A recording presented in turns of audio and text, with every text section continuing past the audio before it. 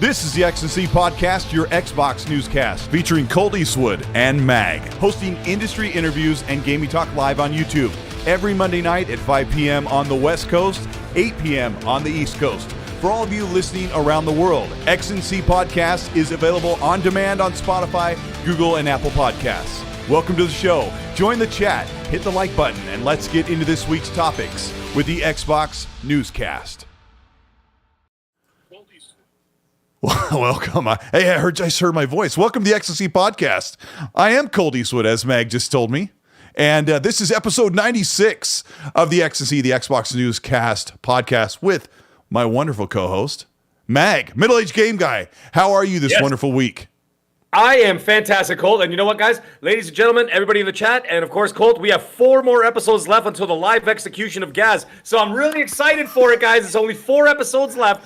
First, it was going to be we're going to SWAT Randolph Thor, but not with actual SWAT. It was just going to be myself and Colt showing up at his house. But instead, we're going to do something to Gaz instead. It'll be wonderful, guys. Stay tuned. It's only in about a month from now. Anyways, all joking aside, I'm ready for a big show tonight. We got a lot of things to talk about. As always, we're going to be talking 800 miles an hour, folks. So you better put this in slow motion because the only way you're going to understand everything that we're trying to say. Let's get into the show, Colt. Is that what happens? Like the longer we do the show, we go faster and faster and ever has to watch the show at 0.25 speed. Right. Except for when my brain can't think, it's really slow. Yeah, we really appreciate you guys being here. The news has been pretty feisty lately, and I'm really super excited. I didn't really give the topic list to Mag because Mag wants to go in cold and hot all at once. I'm really excited. Today, let me give you guys a breakdown. For those of you who do join, please hit the like button and show your support for the show. We really appreciate it. I'll give you a breakdown of what you're in for if you decide to stick around and listen to the show while you're, cutting carrots and making dinner. We really appreciate you being here. Let me read out... let me just tell you what we're going to talk about. Then I'll read out the channel members and veterans of the show. We're going to talk a little bit about Starfield and some updated leaks and some debunks. That'll get pretty fun. And then we're going to talk about Xbox changing the hardware a little bit.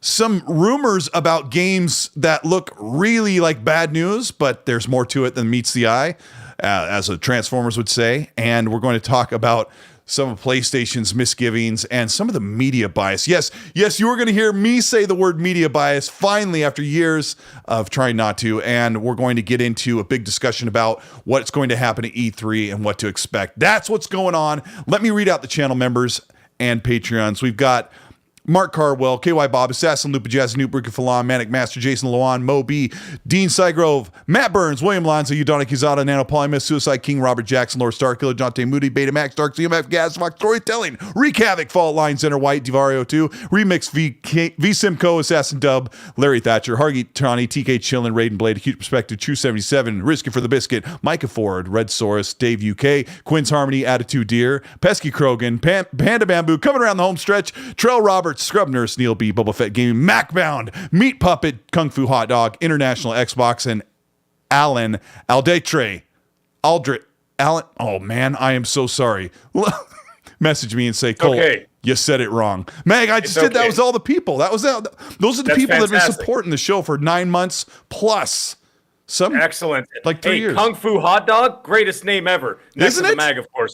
It's such a wonderful name. I absolutely love it. And guys, some people in the chat have been asking me what I'm wearing right now. I am wearing a limited edition Xbox sports jersey, and it's the 20th anniversary Xbox jersey. Take a look at this. Yeah. Oh, dang. It's even got that on the side. It's got that on the side, and actually you can see it. You can't really see it right there, but it says established 2001, and it says, and then of course it says Seattle, Washington there. And so yeah, it's an excellent Xbox sports jersey, limited edition. I think they still have any online if you're looking into them, but they are very expensive. But man, it's good quality stuff. I mean, this thing will last forever. So I just wanted to say that's what I'm wearing in case anybody who was asking me for it, asking me what it was. Anyways, yes, Colt, that was fat. That was too slow. I need you to read those names faster next time, please. Like the Micro Machines guy for you Gen Xers. I actually have a football jersey from FanFest 2019, or AKA soccer jersey that's black that says Xbox across it diagonally, I think. And it's nice. The one I got last year is even better, but they only had a medium, so I was like, oh yeah. Yeah, I know. Trust me, I've been there. Like, I've seen some of the shirts and stuff, some of the swag online. And I'm like, I really want that. But the problem is, American sizes are really hard to figure out because a small, like a medium in the U.S. is like I could put that on the side of a sailing on a ship, like to sail across like the Atlantic because they're so big.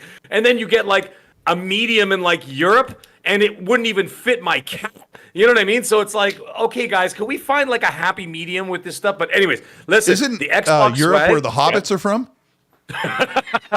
Hey, that's right. That's my lineage. But anyways, I'm not exactly tall. But anyway, here's the thing. Xbox swag, they make the best stuff out of any of the companies. Like, I've even looked at PlayStation, so I'm like, let me see if PlayStation's got some cool stuff. Like, because I like the color blue. Blue is my color, right? So as you can see, the room behind Matches me, your my eyes. it matches my eyes, of course. And the thing, I like the color blue. As you can see, my gaming room here behind me is all blue. Now, the thing is, and by the way, I don't know if you guys saw from last week, but I added Street Fighter 2 cabinet. Let me lean back. Oh. So there it is there yeah. in the back. My big fat noggin is blocking it, but I have the 35th anniversary edition Street Fighter 2 cabinet. And that's there behind the big buck hunter there. So, anyways, and then of course I got the Mortal Kombat. We're gonna have to make you 30th move that anniversary. table over your left shoulder, Mag, and move those cabinets all together so you can see all three of them in one shot. Where am I supposed to put my beer? That's where the beer goes on that table. Anyways, they make the best swag. So I'm looking for PlayStation swag. So I'm like, I love the color blue. Yeah, I like that. I figured they have some nice stuff. Garbage. They have garbage. They have like shirts at like $50 and it just has an X, a triangle, a square, and a circle. I'm like, okay. Anything else? Nice, some cool logos with some smoke around it. Nothing. And I'm like, okay. You go to the Xbox One, they've got the coolest stuff I've ever seen. Like, you go to the Xbox store, they got the coolest swag, coolest sweaters, jackets. Look at Phil. Every time he does one of these interviews, I always message him. Of course, he doesn't message me back because 100% he blocks me, or at least mutes me. He's always wearing a different jacket from one of the teams, like from one of the development teams, and he's got like, a cool jacket. I'm like, where do you get these jackets from? I'm like, oh, well, we know where he gets them from. But I mean, why can't we get these cool jackets? That's what I want to know. But anyways, that's besides the point. Yeah, welcome to the Fashion Network with Mag and his co-host, Colteastwood. Silent chill. Put the beer in a beer hat. What is this, 1984 comedy? I don't do that. Although I have one of those helmets. But anyway. Mag, I like to open the show and talk about what we've been playing. What have you mostly been playing this week? I am, if you can believe it, I am now 98% complete Hogwarts Legacy. So I just got a few things to mop up in the open world. That game is a pain in the neck for anybody. If you're trying to go for that 100%, it's so, like, some of the stuff is fairly obvious. Yeah. Some of it is so vague, where it's like, it doesn't tell you that you got to chase butterflies to get like like these you have to get the Merlin chests. trials. Yeah. Oh, I did all the Merlin trials. Yeah, the moths.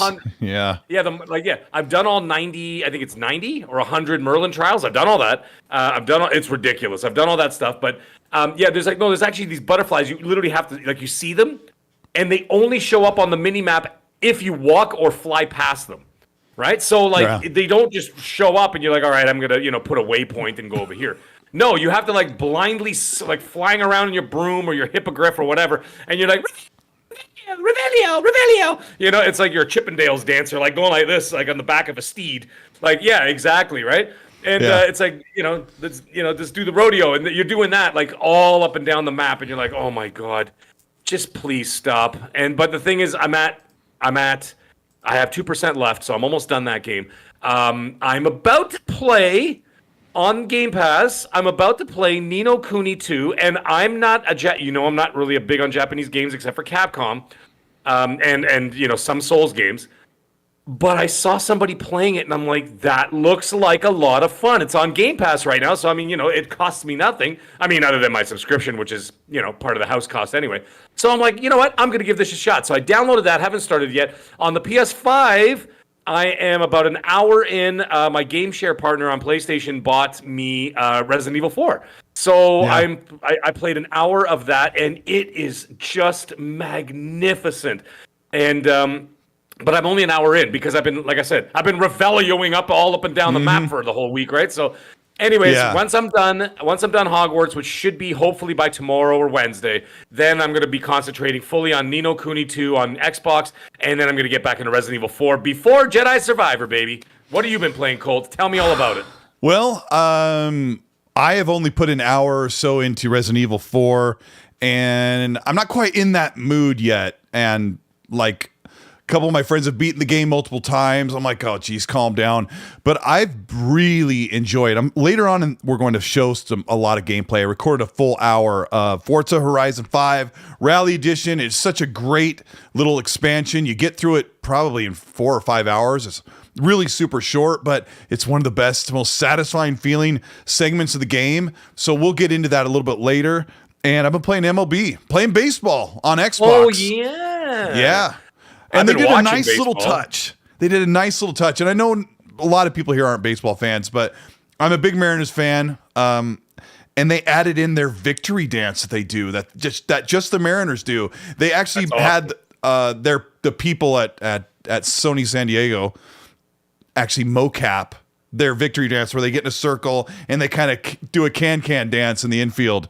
I thought it was a really nice touch, but there's a lot there to dig into. We are knee deep, Mag, into we're about to get Minecraft Legends. We're about to get Dead Island 2. We're about to get Jedi Survivor really soon. Redfall is 1 month away. Guys, we're here to talk about games. We've got great stuff to talk about. Let me open it up by Vampire Survivor, the game that Phil Spencer went out, grabbed from the creator and said, let's get this thing on Xbox. Vampire Survivor won BAFTA's best game, next to God of War Ragnarok, which won Game of the Year for BAFTA. But this is the British Game Awards. Yeah, that's correct. Yeah, really cool. Such a well-deserved game. It's a game that I regularly will just load up when we're just chilling and talking on Xbox Party Chat. Please play Vampire Survivor. It's not what you expect. It's amazing. Mag, let's get into a spicy hot topic. I created this concept art, which is paired with this new leak. I don't normally put pictures up, but let me see. Is this the one? Right here. Yes. So I created this like concept promo art. This is not official. This is not leaked. This is something that I created based off of the controller you see on screen. Was a leaked controller that comicbook.com is updating the report, saying that the controller came out of the Chinese internet, as they said it. Those are their words. I'm like, Chinese internet? Come on, it's the World Wide Web. But it came out of a website from China that leaked images of this controller, which are right here. I'm doing this all on the fly. I'm no Asa from Game On Daily, but this is 3 pictures they put up. Mag, this is the front of the controller, which is very reminiscent of the Titanfall controller from 2014 on the Xbox One. It's got the Constellation 4-color stripe across the top. You've got, and I'm sure this should be coming in fairly clear. It was like a sub 1080p image that you're seeing blown up to 1440p. But it's got things like on the left stick, it says throttle up and down for your ship. It's just got all these little touches that you would see on the top of a ship. And the back has a Constellation logo. And inside the battery well cover, it says "For all into the Starfield." Now, the reason why we're talking about this is that let me actually keep that up here for just a little bit while longer. As I dug into this for quite a while with a friend of mine, and we were looking at this, and I thought, I actually think this is legit. But an hour ago, before the show went up, comicbook.com updated their article with brackets saying "update." I'm not on screen, so I'm doing hand motions for nothing, Mag. But they updated their screen, their site, saying that this was. Let me get the quote. I want to get the quote directly from Comic Book. They said, "The controller in question has been confirmed to be a custom controller created by a fan, is not an official product. In other words, the leak has been debunked," close quote. But nowhere in their article, Mag, do they cite who the creator was or who it was that said, no, this isn't real. And nowhere on their site do they have any type of citation or information regarding to what fan or what posting or what forum or anything. Comicbook.com also, Mag, is a gaming or tech related website that is pretty kind of outrageous and egregious with their reporting. And so I've dug into this thing. I'm going to put it right back on screen one more time. Are you seeing this, Mag? You'll see it delayed, a few seconds delayed. I saw it from Everborn Saga actually sent it up a little bit earlier so you've today, seen so it. I saw it. Yeah, I've seen it, yeah. So digging into this, I'm like, I don't think this is a fan-made controller, because the triggers, which you'll see up in the top right of your image, are translucent. And I don't think you can do translucent or transparent triggers on the custom design lab for the Xbox controllers. And then I would call them like the collars inside the thumbsticks. I think you can change those, but those are red. And then the D-pad is like a brushed nickel or a kind of a brushed chrome look to them. They look really cool. It looks like a lot of attention to detail for one fan to make this. That's the thing. I'm not convinced it's fake, Mag. What are your thoughts? No, I don't think it's fake either, Colt. Let me tell you something. The other thing is, too, you're talking about, like, look at all the writing that was on that laser printing that they allow you to do in the custom lab or whatever. I've done one of those because I bought one for my wife, right? And she wanted, and I put her gamer tag on it, whatever. Well, there's only a limited amount of stuff you can put on the laser printing anyway, because it only gives you certain options. What they show here in this controller is way above and beyond what the Xbox Creator Lab allows you to do. So it just seems it could be like silk screened, or it doesn't look like it's been like a water sticker, which I've used water stickers, which look really great. But you can see the edge of that soft, translucent, wet plastic that can mold onto plastics or wood. I've used them on a guitar, 2 different guitar builds. These water stickers are really nice looking, but when you get up close, like here, you would see the edge of the water sticker, which is on transparent film. But you can silk screen this if you have access to a silk screener or a screen printer. I don't know how they did this, Meg. I've done some production stuff. I've been around stuff. I've worked with companies that print on items. I just haven't seen how they do it. I'd love to hear from the audience if anybody knows if this is possible, or if I guess if somebody had access to this. But like Tick Dracy in the chat says, he goes, yes, this is too intricate. He's absolutely right. There's nobody, well, not nobody, man. I mean, there are people who are there, like for example, like Pope Art, who used to be called Xbox Pope. Remember, you know him? Oh yeah. And now he's Pope Art, and he does what he does. But he does what he does because he actually does it for a living. There's a big difference there, right? So somebody just messing around with there's no way you would go into this much detail and the thing is, to come up with all these ideas and this concept of what they've done, it absolutely is for real. It's got to be for real. I would bet anything. I would bet your left shoulder that it's real. So you're giving me crap because I just had to stretch it out. Yeah. Nice. I got to tell you. I got to pull the audience. I mean, I think I know what everyone's going to say, but I'm going to ask the audience right now. I'm going to say, do you, or how about would you, would you make out with Mag? Now, would you buy this controller? And then I'll put $70 because I think that's how much the custom ones probably are. Let's ask the community. Would you buy this controller? I'll vote first. Yes. Mag, would you buy this controller? Is it something you'd like? 100%. Yeah, and you know the thing is, I'm usually not like a controller guy. I mean, this is coming from the guy. If you look behind me, I've got 10 controllers right in front of the Xbox. Mr. Boomstick XL, I heard what you said. Sorry, Mr. Boomstick XL is in the chat. By the way, he's raising a ruckus already. He's been here for 2 minutes. Anyways, by the way, Peeves from Owen Sound, I see you, buddy, fellow neighbor. Anyhow, here's the thing. I'm not a controller guy, but this controller looks amazing. This is the kind of thing that I would actually go out and buy. I like the color scheme. I like what it does. I like the little things like the throttle up and throttle down. That's very cool. That's a nice touch, and yeah. It's a very nice touch. And you know the thing is, I am big on details, and that's why I've said it before. I'll say it again. I know some people don't like it, and people call me a fraud. Blah, blah, blah, blah, blah. I love the DualSense 5 controller for the PS5 for reasons like, I mean, even if it adds little things like the haptic feedback and things like that, whatever, I enjoy that kind of stuff. So if Xbox does not have those things, they have the more ergonomically sound controller where the thumbsticks are offset and it's easier to control. It's a better size. It doesn't cramp your hands the DualSense. Hold on. Yeah. There is good news. Let me get to that in a second. But when I'm looking at this, I'm looking at even more than I did before the show. Under the A button, it says lock, and X, it says target, and the back button says camera or cam, which in Bethesda games normally is the button you hit to change camera modes from third to first person, or hold it to get a custom view angle. Like there's a lot of thought that went into this, but you're talking about how the Xbox controllers are more comfortable. For those of you who are on PlayStation 5, there is a good light at the end of the tunnel, because In the Wild has leaked a DualSense 5 version of the Starfield controller created by Colteastwood with an integrated YouTube button, so you can watch high quality gameplay of Starfield. Wow. Holy, Colt is going for the throat, and we're only 25 minutes into the show. My God, folks, let's hit that like button just for that. Listen, what I'm saying is it adds a sense of, okay, let's just all take a breath here after saying that.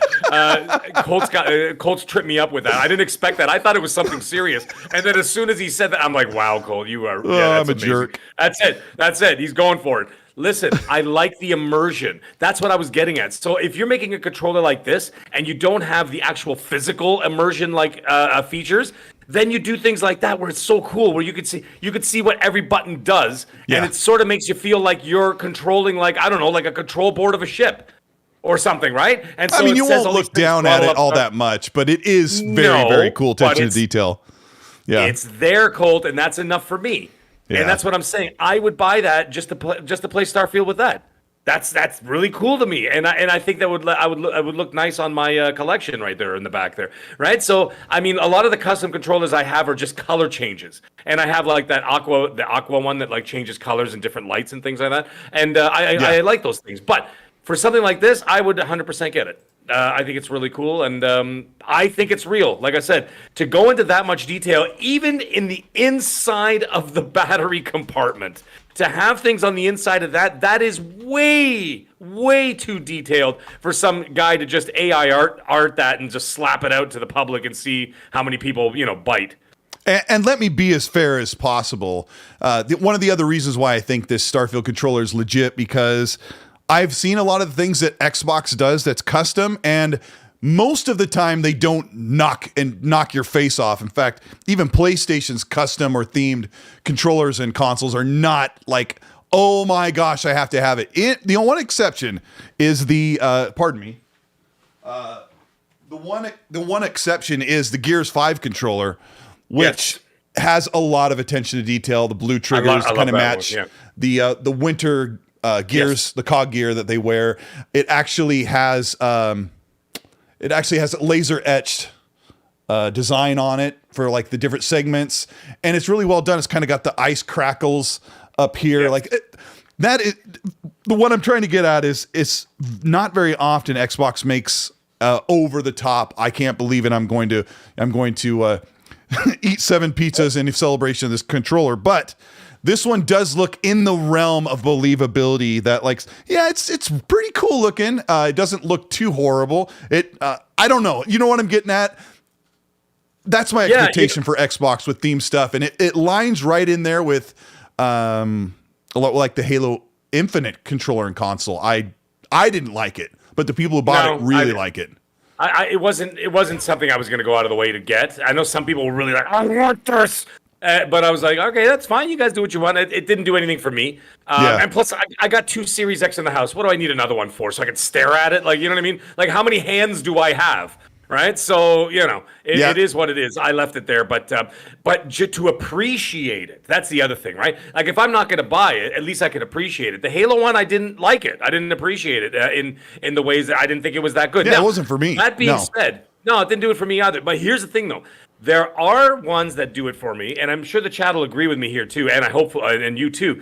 You know those ones they give away for charity? Oh yeah, obviously those are amazing. Crap! Why can't I? I'd pay $1,000 for one of those. I know. I would pay. The Rise of the Shadow of the Tomb Raider one was amazing. Geez.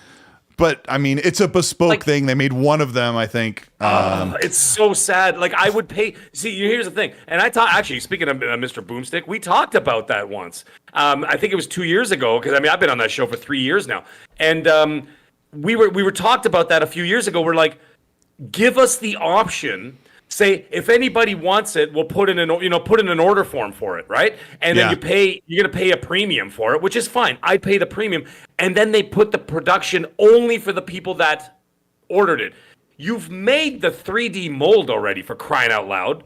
It's maybe. not like I don't know. Maybe. Some of that stuff. Right, some of that stuff might be a one-off. But Jesse Darby and Philippe Guerin in the chat both said Philippe says the Sea of Thieves controller was incredible. It was beautiful. It had that golden right trigger. Just the whole design of the controller was amazing. It's a home run for sure. And then Jesse Darby says the Gears 5 custom console that would go with that. I really wanted to buy it because it had a holographic top that seemed like it went down like, a couple centimeters where the ice level was. And I've seen it in person. I'm like, I should have bought that thing because it's just really good. But normally, you look at the Batman, the Spider-Man PS4, the God of War PS4, I thought was horrible looking, but people like that stuff. But the God of War was awful. I don't know. I looked at that and I was like, what is this?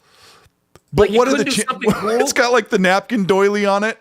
Yeah, like why? That was a terrible console. Also, the Cyberpunk console I thought was horrible looking as well for the Xbox One X. But let me go back to this promo graphic. I think that a custom Starfield Xbox, whether it's black or gray or white, is in the works. I think it's something to expect. I think that this is like somewhat of what it would look like. I only went halfway here with this console. I put the stripe and I didn't put all the extra lines in there because I'm like, I'm not doing all this just to, with a fake console that's not, we haven't heard any information about. But something in the line of the image you're seeing on your screen right now, if they have a white console that has some of these design elements, I'm pretty sure I'm going to want to buy one of these. So I'd like to hear from you guys as well, even though it's not real. So barring all of the fake leaks, let's talk about the next thing. Let me grab some supers here. Just a couple to kind of get us going. We got Rippin' One. Welcome to the channel membership with early access to Joanna Dark picture. We're going to talk about Joanna Dark in just a minute. Hargy Johnny with a $5 says, with his infinite wisdom, he says, Xbox exclusive Quantum Break is leaving Game Pass. Remedy being acquired? ? Maybe by PlayStation? ? Possibly, Hargeet. I think, as far as I know, Remedy now owns the Quantum Break IP. So as far as that game going to or staying in Game Pass as a first-party title, I think that maybe that ship has sailed.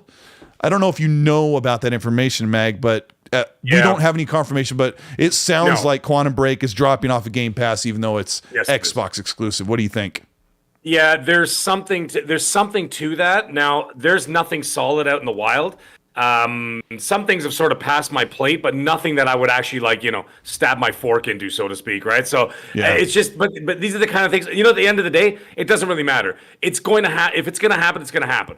You know what I mean? And listen, Sony's not going to sit on their hands either, because if this Microsoft ABK, it's not an if anymore, folks. It's a when, and it's just a matter of time. And then Wrath of Khan is eventually going to have to bend the knee due to pressure, not just pressure, but from the case, the legal case, but also politically, right? Because of all the political pressure being pushed in by the Republicans as well. So anyway, that's a whole other ball of wax I don't want to get into. But the point is that Sony is going, when this ABK goes through, Sony's not just going to sit there and just go, well, I guess that's it. All right, guys, pack it up. We're going home. Like, they're not going to do that. So they're going to start acquiring, obviously not to the level of ABK, but they're going to start acquiring other studios of that quality. That's another thing we're going to cover.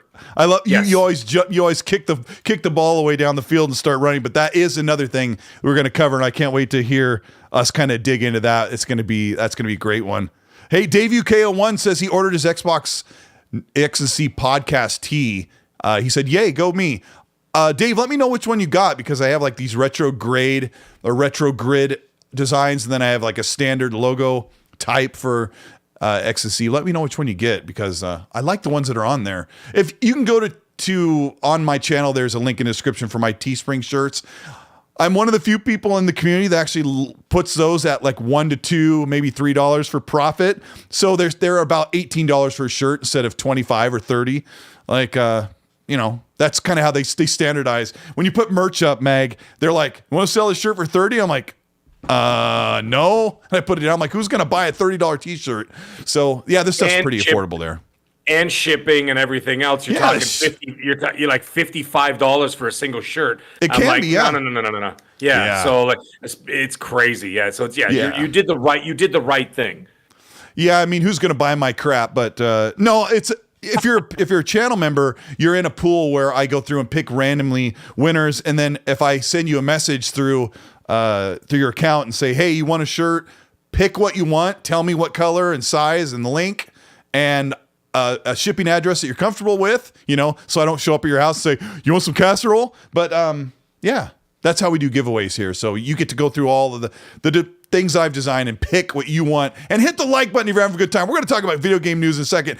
Bit Fernaldi, thank you for the super. He says, who would render a robot hand for a fake controller for that Starfield thing? He says, way too nice to be fan made. Well, Thank you. that robot hand is actually a real thing. I think it's a moldable or posable robot hand that artists use. This might be a clue into if this is fake or not, Mag, because artists or rendering artists use things like a movable robot hand to get different poses so they can get an angle and draw a hand correctly, depending on what they're making. So maybe this person is a total creator and has snowed us all. But I'm still going to stay with, he's completely fooled me. This thing looks legit. Yudana Quezada, who's a great mod, has been helping out the show for a couple of years, says, I hope Starfield DualSense comes with a case that has an integrated tissue dispenser to collect those tears that don't make it into their Aloy pillow. And with that, we've had a good show. Thank you very much. That might be super chat of the day right there. As well as I know Yodani being the nice, humble, just very positive guy and just wouldn't hurt a fly. When he gets in his moods, he can really give people what they need. Alan Aldetre, thank you for being a channel member for 10 months. Says, as always, Colt, thanks for creating this amazing content. I did a video that I put out on Sunday talking about the media bias, which we're going to get into in just a minute. Gaming Forte, good friend of mine. No way. Yes, he's so awesome. Gaming Forte. And Gaming Forte just joined. He's been with the RDX crew. He was on with them last week. And it's always good to hang out with him. And he's handsome. He's super handsome, Mag. Okay, Cole, let's calm down now. Bro. I used to do shows with Forte when I started Primetime Gaming, actually. Did you have to go like this when he was on camera? We weren't on camera. It's just his sultry voice did it for me. But anyways, I did the first year of the show with him, and then he ended up moving on to other horizons. So he went to go do other shows. But yeah, he was great, man, for that year. And then here and there, I still see him pop up all over the place in RDX. He's such a great guy, man. Forte has a super chat here. After we just inflate his ego, but we'll read his super chat. He says, great conversation, guys. Wish Xbox could drop custom consoles again. What game would you like a custom console for that would be a day one buy? That's a good question. Let me go first, Mag. Obviously the Starfield one. Well, I'm really into cars, so if they did it, I've never had a Forza custom one. So if they did something really cool, the push the button and you hear a car rev up when you power up the console, I think that's what I would want. It might be a safe bet. Mag, what would you want custom themed?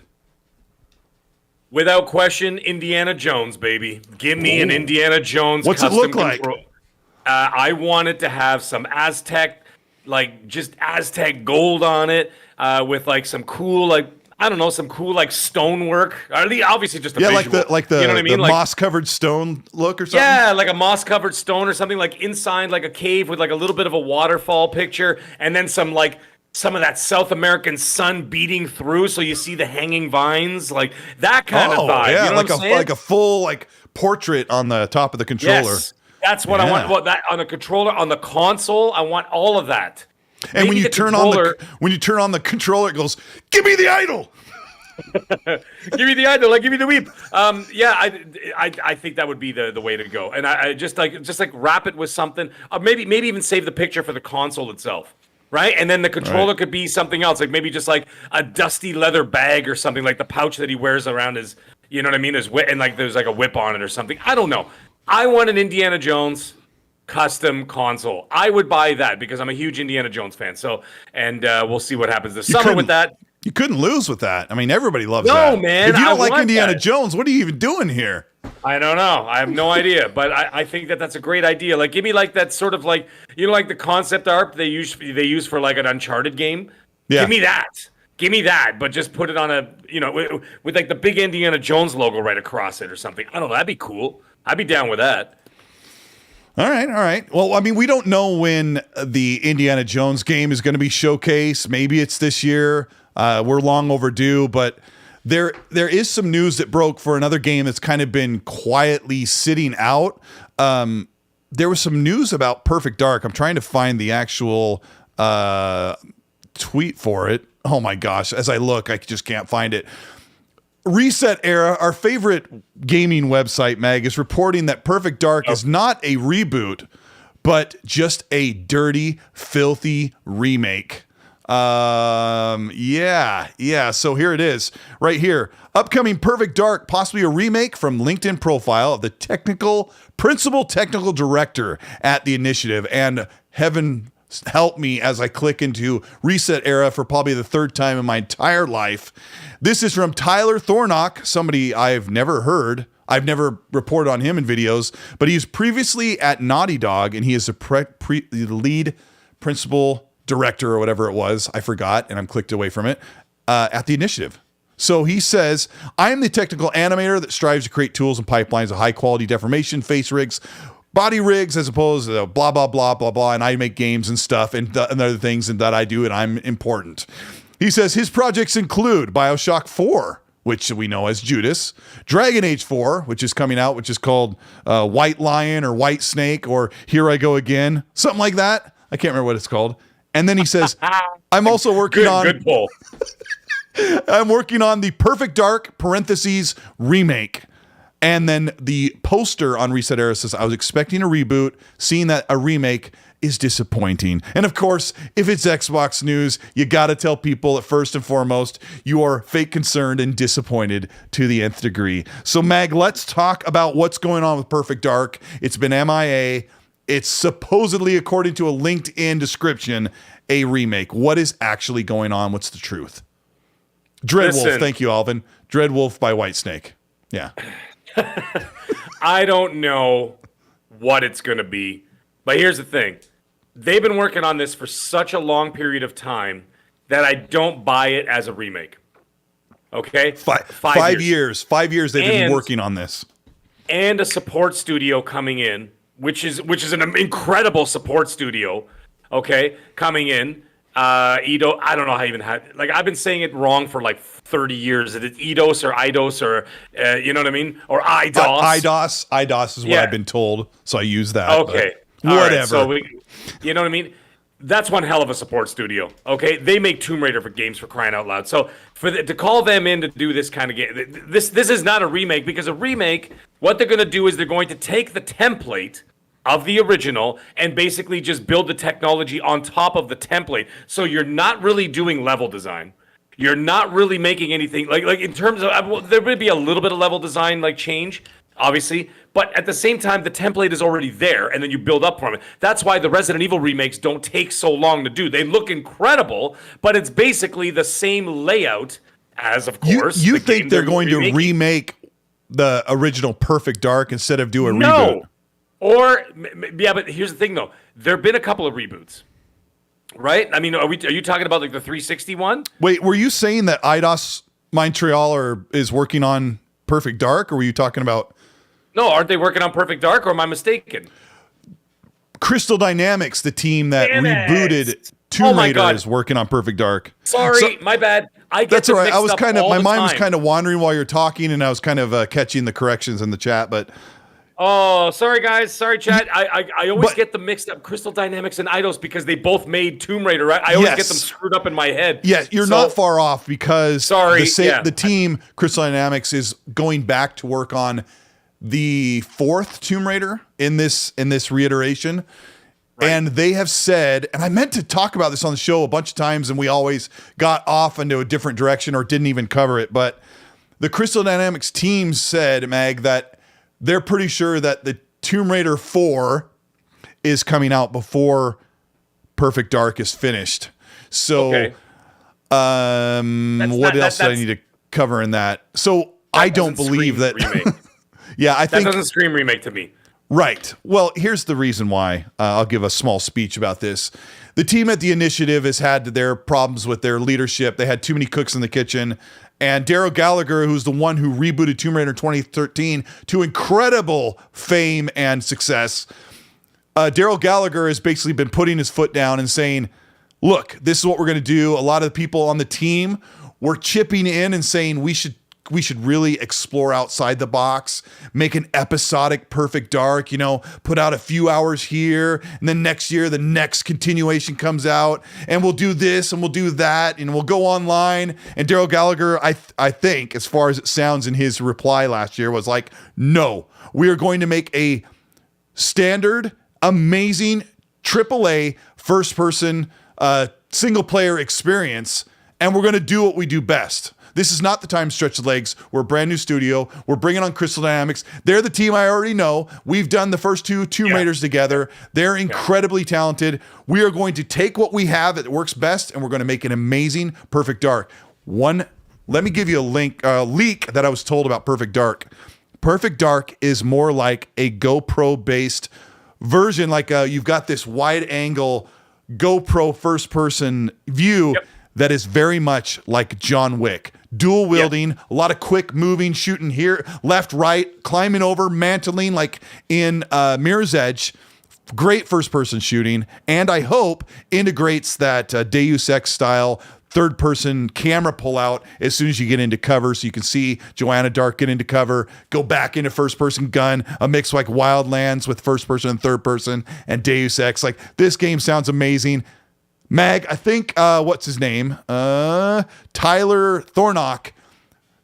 He's not like us. And shout out to, what do we have here? We have 1,100 people watching the show. Thank you so much for being here.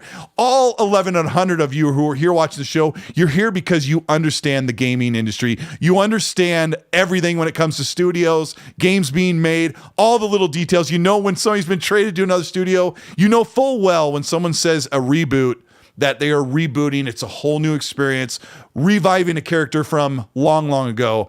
But Tyler Thornock there doesn't think about it that way. He's like, oh, I'm working on the Perfect Dark remake, BioShock 4. It's not called BioShock 4. It's called Judas. And it's not called Dragon Age 4. It's called Dragon Age Dreadwolf. So he just kind of threw out his information here. I'm going to keep it vague because even on LinkedIn, this stuff gets found. And he basically misspoke. Meg, am I close? Yeah, and like when you say something like, he could be just saying Perfect Dark remake, he probably just thinking he's not actually saying it's a remake. He's probably just saying, okay, well, they're sort of starting over like a reboot or whatever of the game that came out on the 360 or whatever. That's all he meant. I think it was just misspoken, just like I just did right now while I was thinking it was Eidos instead of Crystal Dynamics. Hey, they both made Tomb Raider. I got it mixed up in my head, whatever, right? Things happen. So it's just the same idea. So I think that's all it is. This game, I got to say 100%. They're almost 5 years into development of this game. There is no way that they're taking something from a pre-existing template. This is a game that they built from the ground up. It's going to be completely new, completely different, completely fresh. And anybody who played the other Perfect Dark games know it is nothing like a jacked up Mirror's Edge kind of game is what we're going to be getting. I was shocked to find out that it was a first-person game. And I'm like, oh, it's going to be first-person. We heard that a couple years ago. And but the thing is, though, if I'm not mistaken, correct me if I'm wrong, but didn't Phil get his hands on it and was able to play it through? Yeah, in like 2020. This game's been in the works for 5 years. It's been going on for a while. One of the developers' daughters was playing the game, and then they had like a screenshot. They had a shot of her, but obviously not the screen. She couldn't sleep. Daddy, I can't sleep. It's like, come play this AAA mature Xbox game. And it's like, it's like, so whimsical. That was my worry. But so I mean, she was playing the game. So obviously, I'll tell you what she was playing back then. She was playing some wireframe characters running around in a 3D grid. It was probably what she was playing. But Phil was playing. They had a screenshot of him playing it too. I mean, he's there wearing one of his snazzy jackets again, Phil. He's got that cool bomber jacket, the Sub Pop one that you can buy in the SeaTac airport. It's like $90 or $150. I saw the exact jacket. I always see it in the gift shop at SeaTac, and I'm like, oh, I should buy that, and then pretend to be Phil and go into the Initiative Studios and go, hey, I need to get hands on with Perfect Dark. Give me the controller, and they're like, no, it's a remake. Yeah, and then they do the retina scan, and then all of a sudden that's it, and then Colt gets arrested. Listen, here's the thing. Can I get a Phil line of like clothing? Like, could we have like the Phil Spencer line of all the jackets and shirts that he's wore? Like, come on, man, I'll pay for it. And if you don't want to do it, listen, charge extra, and we'll put $50 towards charity for every single purchase, and then the rest of it can cover the cost. Let's do it, Phil. I know you're listening to the show. Anyways. This is the thing. He does get those cool shirts that, like, from Undead Labs and all the other studios. Come on. That's what they do, man. They're in the middle of work on a game. They're like, hey, send this out to the shirt shop. You know, Phil's coming in. He's going to be in an interview. We want him to represent our game. You know, it's free why advertising. Can't I? So every week I'm on the show. I'm wearing you have a shirt collection, so you need to step up your. Hey, Phil, give me your shirt when you're done wearing it. Yeah, I know. Let me. This is kind of a bummer, but apparently Western Digital is already sold out of the new Xbox storage cards. I didn't know what to call them. I have one. Right. And they're like $50 cheaper than the Seagate version. It sounds like what happened was just this year, after a 2-year plus agreement, Xbox quietly ended their partnership, or it had quietly ended on its own with Seagate, and they gave them proprietary monopoly on these cards, and the price was set. There was no price competition. The other problem is, if you have a PS5 and you want 4 terabytes of storage, it is literally 75% cheaper than the Xbox alternative, and Xbox made a big mistake with their storage solution, Mag. And it bothers me because I have the 2 terabyte, or what is it? 2 terabytes in my Xbox plus a 1 terabyte card. I think that's what I have. And I still have to be very picky about what I keep installed. So I don't know. Do you use this stuff, or you just keep a couple games on? See, here's the thing. I don't use it because when I'm done, I'm a completionist. Okay. So when I complete a game, first of all, when I buy everything digital. Say hi to the fake Phil Spencer. He goes, "Okay, guys, we'll do." He's faux Spencer's in the chat, so say hi to him. And, hi, Phil, and it's a picture of himself smiling. I highly doubt it. But you know what? I've been on shows where like a fake Jim Ryan or Phil Spencer come in, and as long as they're cool, like this, like he kind of rolls with a joke. I love that representation. I think it's funny because they're very cool with the audience and they have a good time. But sometimes you'll get somebody in there who'll be a bit toxic, but these guys have been pretty cool. Anyway, Matt, go ahead. Pretty funny. Listen, there's somebody else I saw in the chat once. It wasn't even like a day after it happened, and already I saw a super chat from a oh no, from a guy named Gwyneth Paltrow Ski School. Oh my gosh. And it was like a day after the accident happened where she smoked that guy, and then they went to court. Now he's suing her and stuff. And it's like these people don't even miss a beat. And all of a sudden, like the next day, I see Gwyneth Paltrow Ski School leaves a $5 super chat. Anyways, it just makes me laugh. Now I forgot what the hell we were talking about. We were talking about it's a short conversation. I don't want to stick on it too long. The storage. But the storage, yeah. Yes, listen, I don't use it. Because, first of all, there's a terabyte, even though it's not really a terabyte. It's about, 800 gigs, right? And the thing is, all you have to do is install Call of Duty and your hard drive's gone. But anyway, the thing is that you know what I mean? Like, you put Call of Duty in there, it's over. Forget it. You might as well put Call of Duty, and then you might be able to fit Donkey Kong next to it, and that's about it. That's 800 gigs right there. But anyways, here's the thing.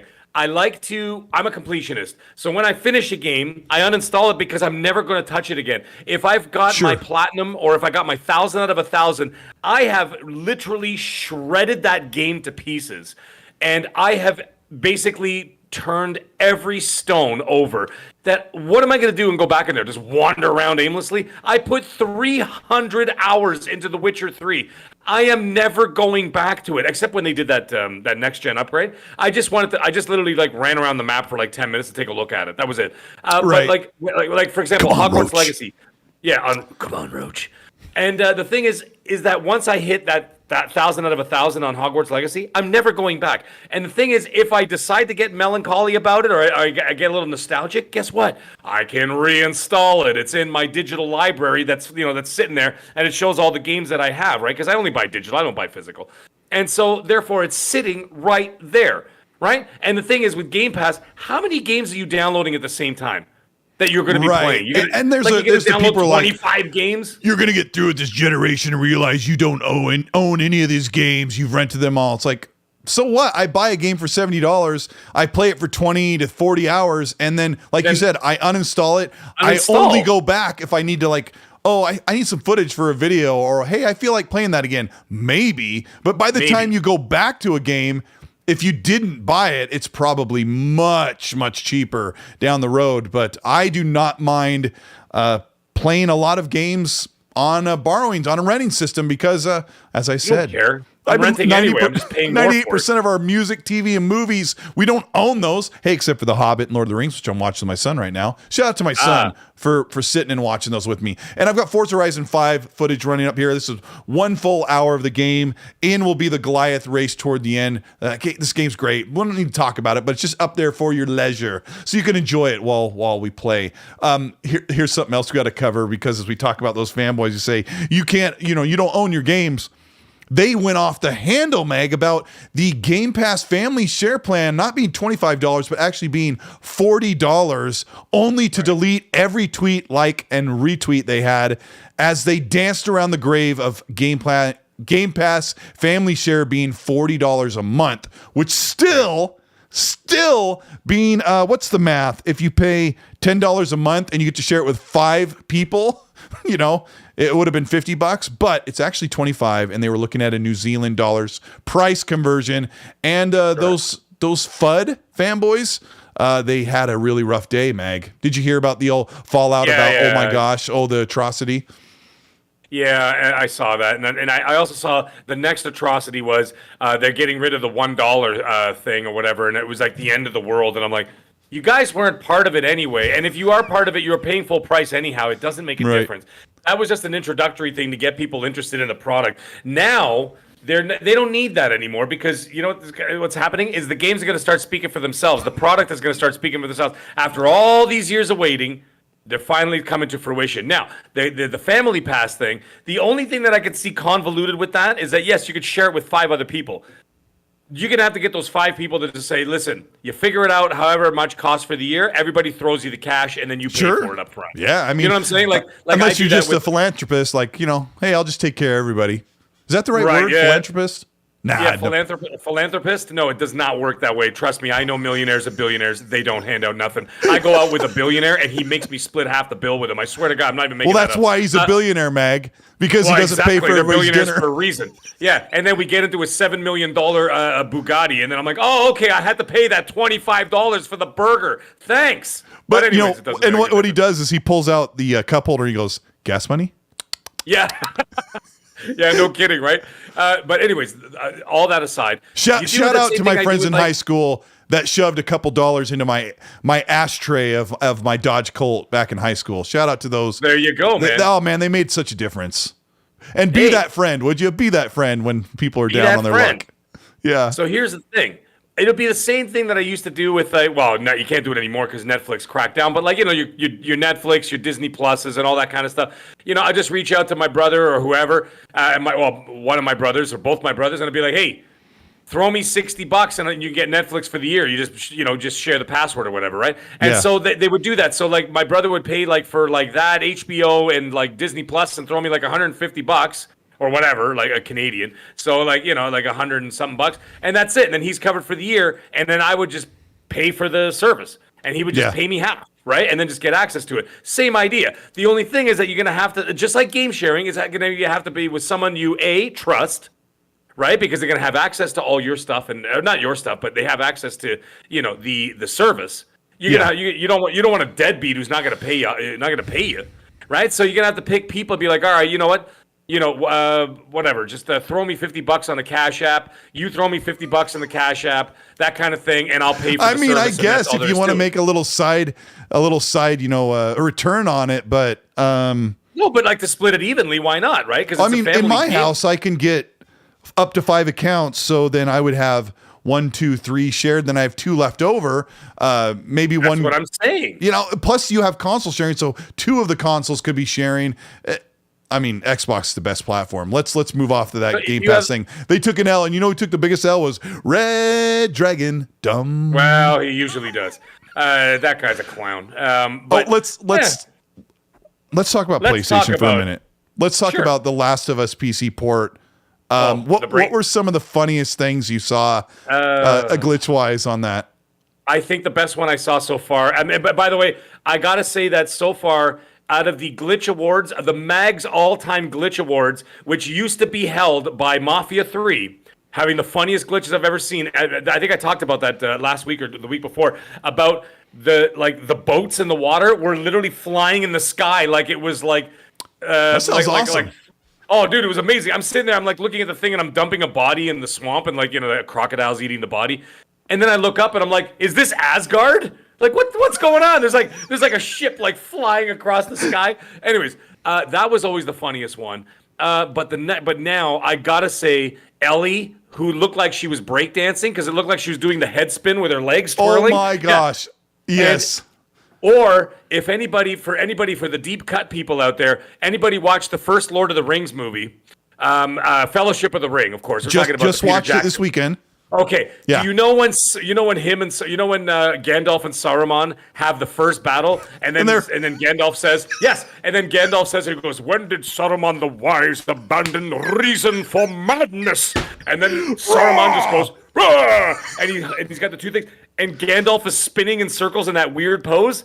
That is 100% what Ellie's doing. So I'm watching that. I'm like, my son laughed. We were sitting right here watching it, and my son laughed when Gandalf was like spinning on his side, like breakdancing, and he laughed. I'm like, how dare you? This is a sacred moment when Gandalf is about to. It was so funny, and I'm like, did you Saruman see show up in The Last of Us? There was Ellie like transfigured into a long, gooey, like stiff pretzel, like on the back of the horse going. There was nightmare fuel. But dude, the funny thing is that we have to highlight. We have to highlight. The PlayStation fans are trying to make the excuse that this is Iron Galaxy's fault. Iron Galaxy's like, we didn't do hardly. Look at this jump, by the way. If it's in time, what I'm saying, I went off that whole canyon. I was like, what? I have ADD. What was I saying? Naughty Dog did almost all of the PC port work on this with very little work done by another studio in Audio Galaxy. That's an old one.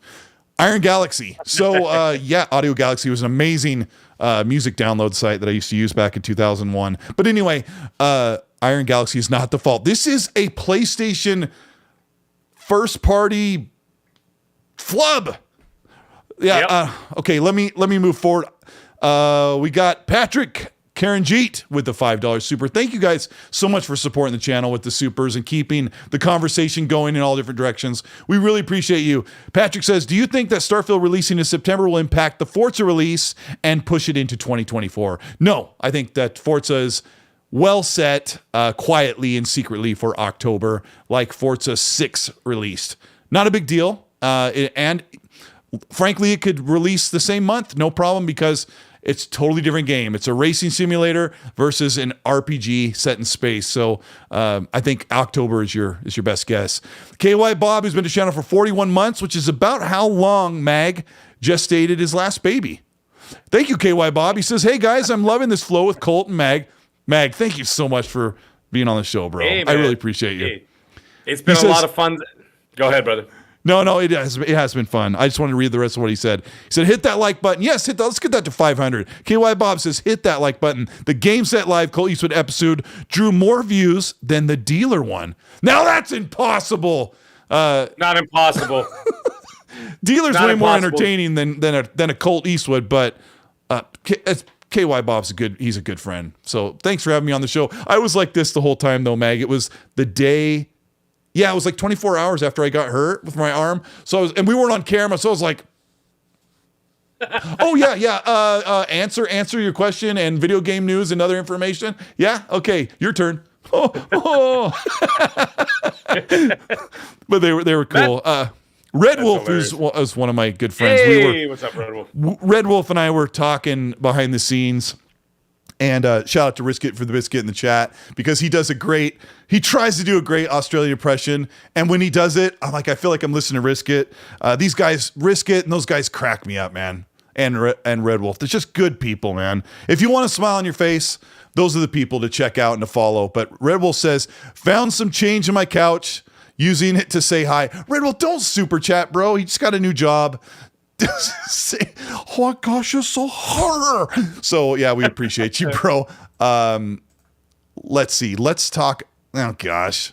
Yeah, I was gonna say something about I don't know. I guess put hands up if you want to hear about this. But Greg Miller did a really hilarious satirical rant about how you smelly PC gamers who don't use bar soap, you should just play the game on a PS5. And maybe I will talk about this for a minute, Mag, because I agree with his jokes 100%, because these people, people who play on PC, they get a great experience, but sometimes with these console ports, they get a terrible experience for $2,500 hardware when you could just play it on a PS5 where it plays perfectly. Amazing, perfectly on a PS5. On a PC, I don't know when it's going to be fixed, but he satirically calls out the PC guys and tells them they're idiots for not buying a PS5. I sort of agree with them. It's like, I know you may want to only play on a PC, but now with consoles running everything at 60 pretty much, like for $500, Mag, you can't go wrong owning a console. I think they're great. I have I have the means to have a PC easily. I mean, I have a PC, but I mean to do PC gaming seriously, and I could buy your $2,000 headsets and this and that and blah, blah, blah. I'm not interested in it. It's just not my way of gaming. I like to sit in my chair. I like to kick my feet up. I know you could do that with a PC. You can attach it to this, that, and the other thing. Yep. But, it's just not my thing. I don't want to adjust shaders. I don't want to fart around with this, that, and the other thing. I don't want to raise this and lower that. You don't have to, but dang it, does it call to you constantly? When you're playing a game, you're like, should this look better? Should this be running better? Something's wrong. And then you go in and you got 30 things. You're like, should I mess with this? I don't need to. Sometimes you just do anyway. Listen, I don't want to deal with it. I'm in high up in the corporate world dealing with this, that, and the other thing. My phone's off the hook all the time. I'm doing this, doing that, running around here, talking to a million people. Do you think I'm going to come home and start messing around with shaders? It's not happening. I don't even know what shaders are. Okay? By the way, Matthew Morris, he writes, I miss Gaz. You hear it. You wait a I don't like shaders. There you go. Okay? You want some auto-tune? You got some. Anyways. Enough of that. I'm just kidding. Oh my gosh, that was like the worst auto-tune, but yet the best all at once. Yeah, I miss Gaz too, but Meg and I have been having a good time. I don't want to play on anything but a console, and of course on the arcades. Okay, I play with the arcade machines. I play with my consoles. I come home, I turn it on. It doesn't matter what it is, whether it's Xbox, Nintendo, very rarely, and then of course PlayStation. Right? I just turn it on. I play the game. I don't have to think about it. The only time I have to think about it is when I launch a new game, and then it asks me whether I want to do performance mode or fidelity mode. Right? And then of course I can adjust like the HDR settings at the beginning. Do it until the balloon is not visible, and blah blah blah blah. Right? So I do that kind of stuff, and the HDR setting. I mean, you're right. And that's it. Once it's done, Colt, it's over. Now I get to play the game. I don't want 3 days from now having to readjust. Let's be honest. I mean, if you're here watching the show, you're definitely a console gamer. You're a console fan. Throughout the 40, 50 years that gaming has been a thing, consoles have always been like the default. Like when you talk about arcades, or you talk about handhelds, or you talk about consoles, like they are a bespoke piece of hardware that runs games really, really well and does what they do really, really, really well. But if you want to go above and beyond and put Barney or Thomas the Tank Engine in your games, PC is the place for you. But we won't talk about that much more. But that is kind of how it's going. Cole, I got to ask you a question. Let me ask you a question. What I don't understand, and I'm not like a tech guy, okay? I really don't know I don't understand the tech and everything. I know dealer, that's more like his jam. Yep. When you're paying, and this is an actual question. I'm not criticizing anything. I've done both, so I can answer. You're paying upwards of thousands of dollars. Why is it they can't get the ports correct? And the other thing is, don't they develop mostly on a PC to begin with? These are my questions. Okay, well, I mean, when they build a game, they have recommended and minimum specs, and they try to stay within that. And if you have something much bigger, you can just crank those settings up even higher. But, you know, there's AMD and NVIDIA hardware that can be a little iffy, you know, so the drivers and the updates. But like, who was this that says chat? I just agreed with them. I just wrote yes. Sparhawk says NVIDIA has a thing where you can load up a game and you just hit one button in your GeForce experience and it will say, I'm going to optimize the game to the hardware I know you have because it's your PC. And that normally works really well. But the other thing is sometimes you can load up a game. I don't want to talk about PC too much, but you can load up a game and the game says, well, it doesn't even say anything. Just like, I know what your hardware is. We've already set it for you at the resolution and frame rate and some of the settings that is, set for your hardware. And then you just play. But, you know, half the time you can load up a game from install and you're good to go. The other half, you have to make lots and lots of little tweaks there. It just depends. But PC gamers normally don't mind that. They're sitting there, they do everything. They want like a specific experience, but you just cannot, I'll just close it here. You cannot beat the $300 to $500 experience of a console. It's just for the money and the enjoyment you get of the games, which is what really matters, is the enjoyment of the games. Gosh dang, do you get a great value. I think that's why we buy consoles. And when we talk about the next gen consoles or the even mid gen, like if you could take your console down to the video game store like GameStop and get $300 out of it and pay $200 to get a next gen or a mid gen refresh, like that's not a bad deal if you have it available to you. That's not bad at all. Yeah. Let's move forward to E3. I think that's where we want to go here. E3 was canceled, and Jeff Keighley didn't wait but 1 second. Come on, hit the like button if you're having a good time. If you like that Forza footage, this game's so satisfying to play. Jeff Keighley did not wait a second to dance on the grave of E3. Meg, what happened? What happened with E3 this past week or so? The CEO, there were some issues with funding, and eventually got to the point where the CEO actually just walked out of his job. He walked out. Yes, and that's what happened. That was one of many aspects, but that was basically the catalyst. That was the straw that broke the camel's back in the end. Yikes. And so the CEO of what the hell is the name of that company that was doing it? I always forget the name of them. I think it's ESA, right? Is that what you're talking about? No. There was a specific company. I can't remember the name of it. Someone in the chat help me out here. You guys are so good at this stuff. They remember. That was everything. funding the E3 experience. Yeah, and anyway, the president of that. Whoever did that, whoever was part of that, walked out. And so I heard about that before it started going live. And then I said, well, let's pump the brakes here. It doesn't mean it's over. And this was 3 days before they said E3 is done. So I started looking into canceling flights and everything, but I didn't do it yet. And I'm like, let me just see what happens here. And turns out it was all correct. And my source was bang on. Because were you looking into this when Ubisoft or EA backed out last week or whatever it was? Thank you. Bradward Fight. Thank you, buddy. It was Pop? Pop. Okay.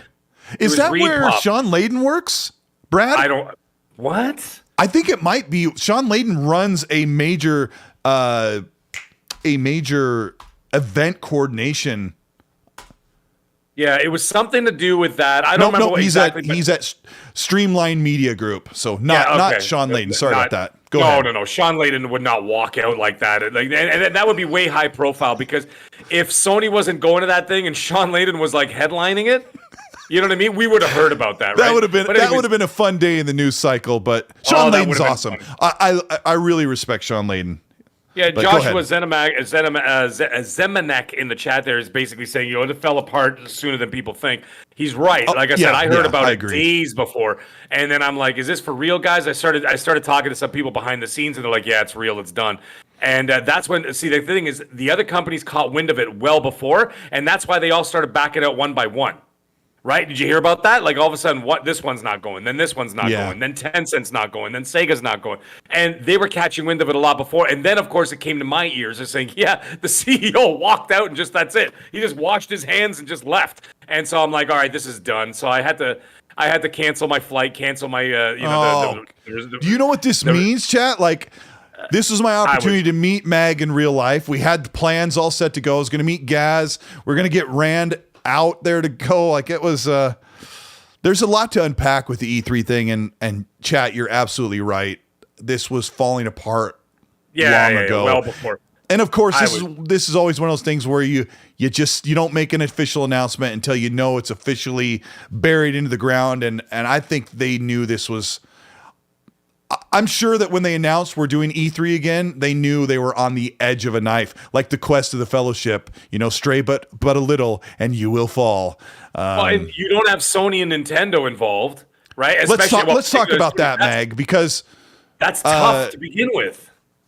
I mean, Sony has been out for 4 or 5 years, and that's a big chunk. That's probably a good third of representation on the floor in the convention center.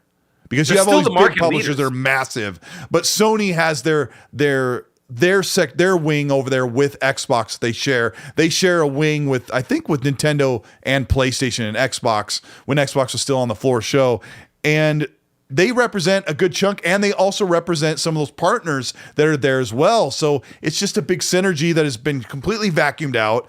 And I didn't know Nintendo had decided not to go as well. That's another major problem. And then in 2019, Xbox said, we're still at E3, but we're going to be on site, just 1 minute walk away in the Microsoft Theater. And all of that experience is now on their property and available to anybody with a badge. You have a badge, you can walk across the parking lot, go in through the doors with your E3 badge, and you're on the Xbox show floor in the Microsoft Theater. I told myself and you before the show that I was also going to try to convince you to still do E3. Let's start with before E3. June 8th, which is 3 days before the Xbox Showcase, which we'll get to in a minute, is Jeff Keighley's Summer Game Fest. This time, everybody, the show, Summer Games Fest, the on-stage thing with the musical acts, all the trailers and reviews and reveals it's an in-person event with 6,000 people in possible attendance in a 6,000 person theater called the YouTube Theater. So Jeff Keighley is yet to announce when tickets will go on sale.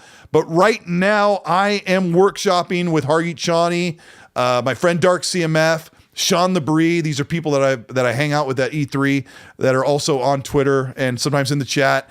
Happy Bomb. We're all trying to figure out, can we get tickets? Imagine this, Mag. Imagine this, audience. Let me paint the picture for you. Imagine you're in the back half of the YouTube Theater. All the industry, developers, leaders, publishers, media are all in the front half, and you sit in that seat on June 8th for the Jeff Keighley Summer Games Fest show, musical acts, all that stuff.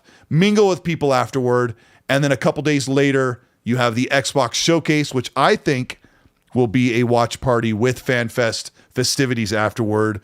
Mag, what can I do to convince you that if you can get tickets to Jeff Keighley, you rebook your flight, you come in Thursday, stay till Monday, hang out with us? It could be a big deal. What are your thoughts? I know it would be a big deal. What are you thinking? Don't be a jerk. Don't be stubborn. Listen, it's not about that anymore, because now I was so upset about the E3 thing, because I've been talking about it for months and months and months, and with everybody about how we're all going to be down there. I already got the plans. I already booked the resort in Beverly Hills. It was going to be a whole shebang. I was going to do a thing. We talked about on this show. I was even going to book half a bar for like at nighttime, and it was going to be all the content creators and all the YouTubers and all the guys that we talk to and podcasters and YouTubers from everywhere. Not just Xbox, like Xbox and Sony guys, whoever. We were all going to get together, and we were going to go hang out, and I was going to reserve half a bar and deal with that and have a big party with all of us. And that was going to be part of the thing. Well, anyways, this thing fell apart. It happened. Everybody started canceling their tickets one by one. And I said, you know what? If all these people aren't going, I'm not going. So guess what? You can't convince me, Colt. You know why? Because for the exact same period of time I rebooked, I'm going to the Dominican Republic. So I'm out, baby. What? I'm going to be getting So I'm going on the same time. And it's actually kind of upsetting too, because in a different way, because Cerebral Paul, shout out to Cerebral Paul and to Noof Nukem, who are both going to be in Niagara Falls around the same time. So in Niagara Falls is only like an hour and a half drive for me, right? So I was going to go drive, because usually once a year or twice a year I meet Noof Nukem, because he flies in from Calgary. And we hang out for the day or whatever, and in Niagara Falls, and I stay overnight in Niagara Falls. So we were going to do the same thing, but that's the exact same time as E3. Well, anyways, we canceled E3. That didn't happen. Now I'm not seeing Noof or Cerebral Paul. And so now we just decided, my wife and I were like, forget it. We're taking the kids and we're going to Punta Cana and we're getting drunk at 7 a.m. on the beach. Well, at least I am. Well, my wife and I, maybe the kids. So anyways, we're going to Punta Cana instead. It's going to be awesome. It's going to be beautiful. And I'm going to be doing the merengue up and down the beach for a week straight. So listen, I'm good. I mean, your loss. It really is your loss. Sean LeBrie in the chat says, Colt, let's make our own showcase. We don't need to. We're going to go to the Keeleys and we're going to walk by. Sean LeBrie and I are going to walk down the aisle, find Todd Howard and ruffle his little hobbit hair and say, you're so good, buddy. Can't wait to play Starfield this year. It's going to be great. Crap. I mean, the E3 event. Let's talk about Xbox's showcase. Sarah Bond was interviewed by Charlie Hodgson from Xbox On in the UK, and she said, we're going to do our big showcase event on June 11th, which is a Sunday, I think at 9 a.m. And they said that directly after that will be the Starfield Direct, which is going to be a big moment for Xbox. And then Charlie said, I'll make sure to bring the popcorn. And Xbox has not announced what they're doing for the showcase, but I think that was her way of saying, I know it's a watch party, not a live on stage, people actually walking on stage and reading a script on a teleprompter. I think she just kind of accidentally did that Freudian slip.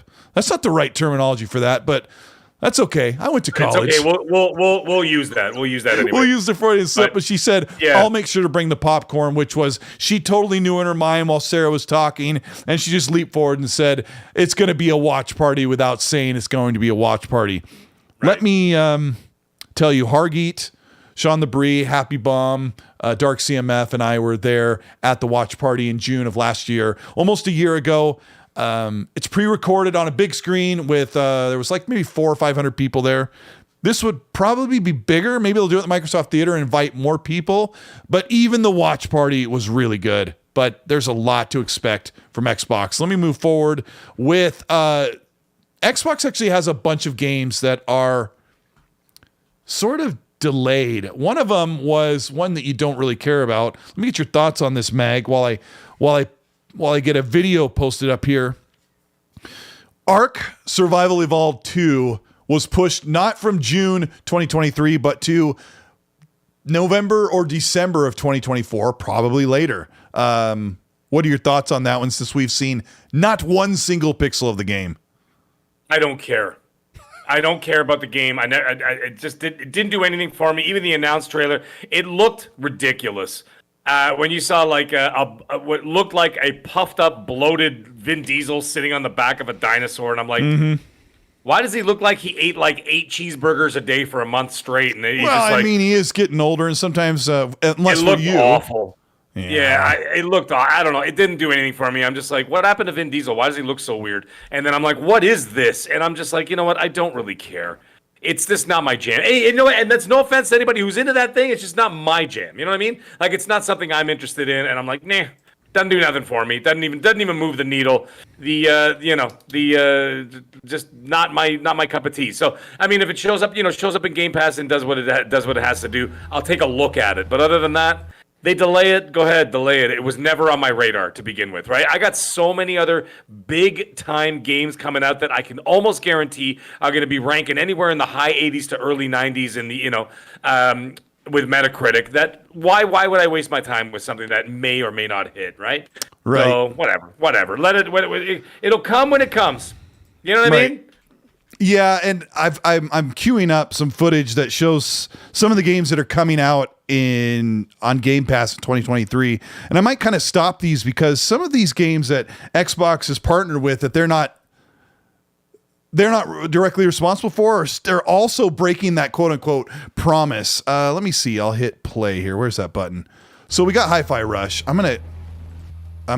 got to have this red thing on there. I don't know if that shows up. So what's this one? What's this game? Does anybody know what this is? Is this Replaced? It's very short. I think that's Replaced, which is a 2D side scroller. I wonder if those red lines are on your screen. Let me look. I'm sorry, I'm doing this on the fly. You know, I don't have a super producer that's a technical producer behind the scenes. Planet of Lana is a game that Sarah Bond just played and reported. She played it at the BAFTA Awards or GDC. That's where she played it. And this is Planet of Lana very briefly, but she said this game is really, really cool, but we don't have a release date for it. And Xbox promised that it would be out before June. I mean, I'm so to speak promised, right? I'm kind of making fun of that word as some people got really upset. But it was yet another game. So Replaced and then Planet of Lana are games that do not have a release date, and they, by all rights, should be releasing before June, and we don't know. This is Minecraft Legends, which is coming out in the middle of April, if I remember properly. And then Ravenlock. Let me pause it here. This is Ravenlock, which is made by the team that made Echo Generation, but this is actually a third-person real-time combat game that is like melee-based, and it has a very cool art style where some of the characters look very whimsical. That's a very cool game. Erebon Shadow Legacy is another third-party game, which is a third-person stealth-based, slightly anime-style game here that is also due in June and still hasn't been shown. Here's Atomic Heart, which is already out and did okay. Silk Song, Hollow Knight Silk Song. That's another one that's no release date. You see where I'm going with this, Mag? And then I know you're going to kind of see this delayed because I have the live feed in front of me, and you know how it is with YouTube.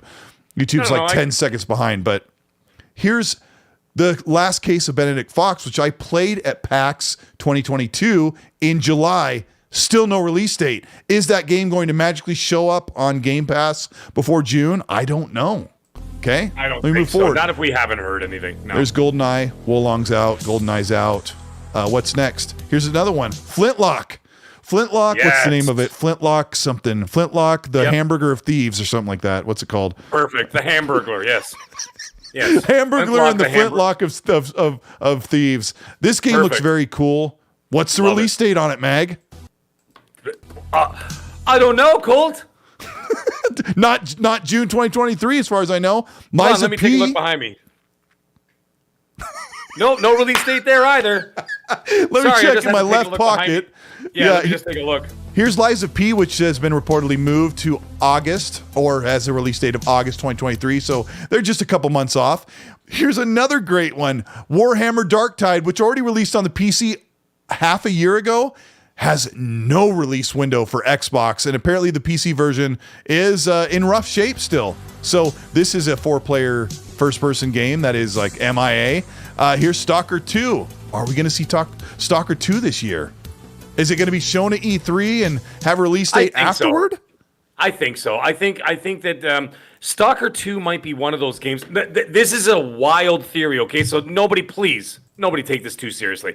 This could be one of those and it's dropping today kind of things. Yeah. But I don't know. But they might do something like that. I don't know. Like they need it, like they did with the Hi-Fi Rush. I know Hi-Fi Rush is obviously a smaller game than Stalker 2, right? Yeah. But I don't know. They need that would be something that could release a little bit of pizzazz at the show, right? Now that E3 is canceled, they're gonna have to, they're gonna have to do something wild to like really garner the attention of people, because I think a lot of people got turned off by the fact that E3 is no longer going to be a thing. Sure, Keely's going to be doing his thing, but when Xbox does their showcase, Keely's thing is over, right? So, you know what I mean? So it's I don't know. That could be something they could do there, or they release it somewhere in the summer before Starfield, or before Starfield slash Forza Motorsports, right? So you've got Redfall coming out very soon. Right, so now you have this like space in between where if someone doesn't want to play a multiplayer game, a new multiplayer game, they play that, whatever. They want to do a single player story experience, whatever, blah, blah. That's where you could slam Stalker 2 somewhere in like July. Yeah. Or you shadow drop it after the show or during the show, or you drop it in July before Liza P shows up in August. I know Liza P is more of a Souls-like kind of thing, so it's going to be, that's more of an acquired taste. Yeah. Not everybody's going to want to play that, but I would drop it in July. You do not want to drop it in the fall because it's going to get lost in the mix, Colt. Because you're going to get lost in the mix of the Starfields, the Forza Motorsports, the Spider-Man 2s, the Call of Duties. You don't want to throw Stalker 2 and then have it like thrown out the window. Right. Or maybe even a Senua's Saga, like let's say late November, I would say December. And then you say something like that. Right? You don't want to throw a Stalker 2 out there and just basically you're throwing it to the wolves. You're sacrificing it. I don't even know what their studio is dealing with, but maybe they're still not able to be in full production. But I don't know. While you were talking, I totally blasted my overlay and was like, "How do I fix this?" And jeez, what a great what a great professional show I do. Let me see what was next. Don't worry about it. Forza Motorsports coming, like I said, probably October. That one was, we were told. Redfall's coming out in 1 month. It's 1 month away. And then Starfield in September.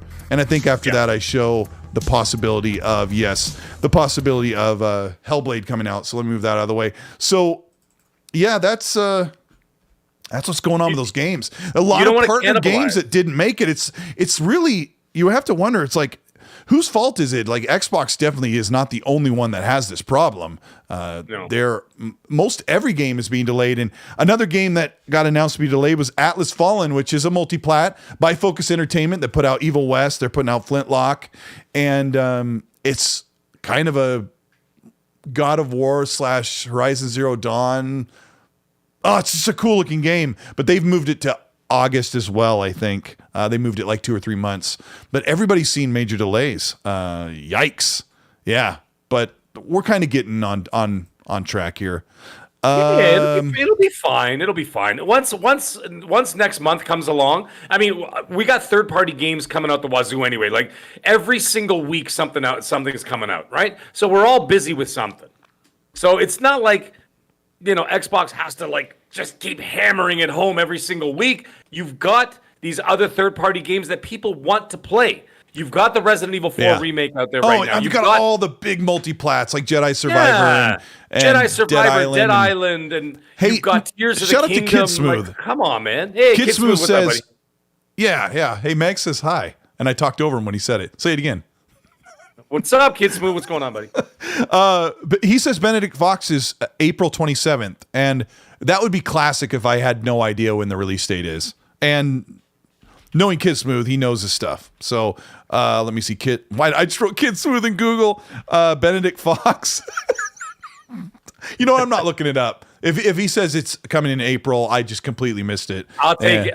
I'll take his word for it. Let me read what he says. He's like, Ghostwire comes out next week. Minecraft Legends the week after that.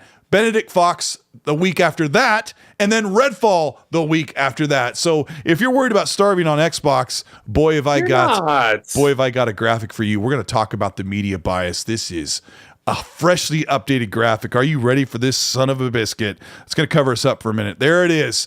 This is an updated graphic about how Xbox first party is doing. There is one flaw with this graphic, I realize, as I've looked at it for a little while. What you're looking at here is up to April 2023, Xbox and PlayStation first party output, not exclusive, not timed exclusive, their first party studio output from the beginning of the Series S and X and the PS5 consoles.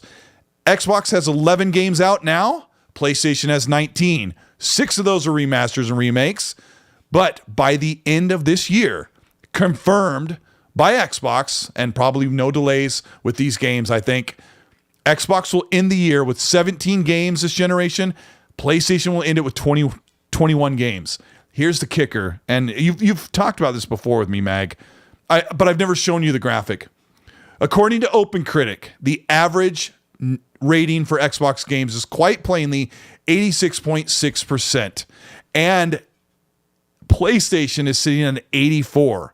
So if you want somebody to tell you if they want quantity or quality, PlayStation has the quantity, and they also have the quality, but not as much quality as Xbox. Very crazy. Surprisingly, Mag, The Last of Us Part 1 only dropped 2 points this week with that atrocious Naughty Dog PC port. So also, MLB The Show scored an 80, which is better than the past couple MLBs they put out this generation. And looking at the end of the year, like Kitsu said, Ghostwire, it's already on PlayStation, it's finally come to Xbox. Redfall, Starfield, Minecraft Legends, Age of Empires 4, and Forza Motorsport. And if you're a first-party fan on the PlayStation, you got Spider-Man 3 and Stellar Blade, the butt simulator. So, I don't know. What do you think of this, Mag? Before I take this off the screen, what are your thoughts on this graphic? Am I a jerk? No, I mean, it is what it is. I mean, what are you going to do? You can't argue with it's in front of your face. Right? It's right there. It is what it is. The only thing that Sony does, and this is where Sony still keeps that mind share, which that's what Xbox is going to have to work harder at stealing, is that it's the mind share.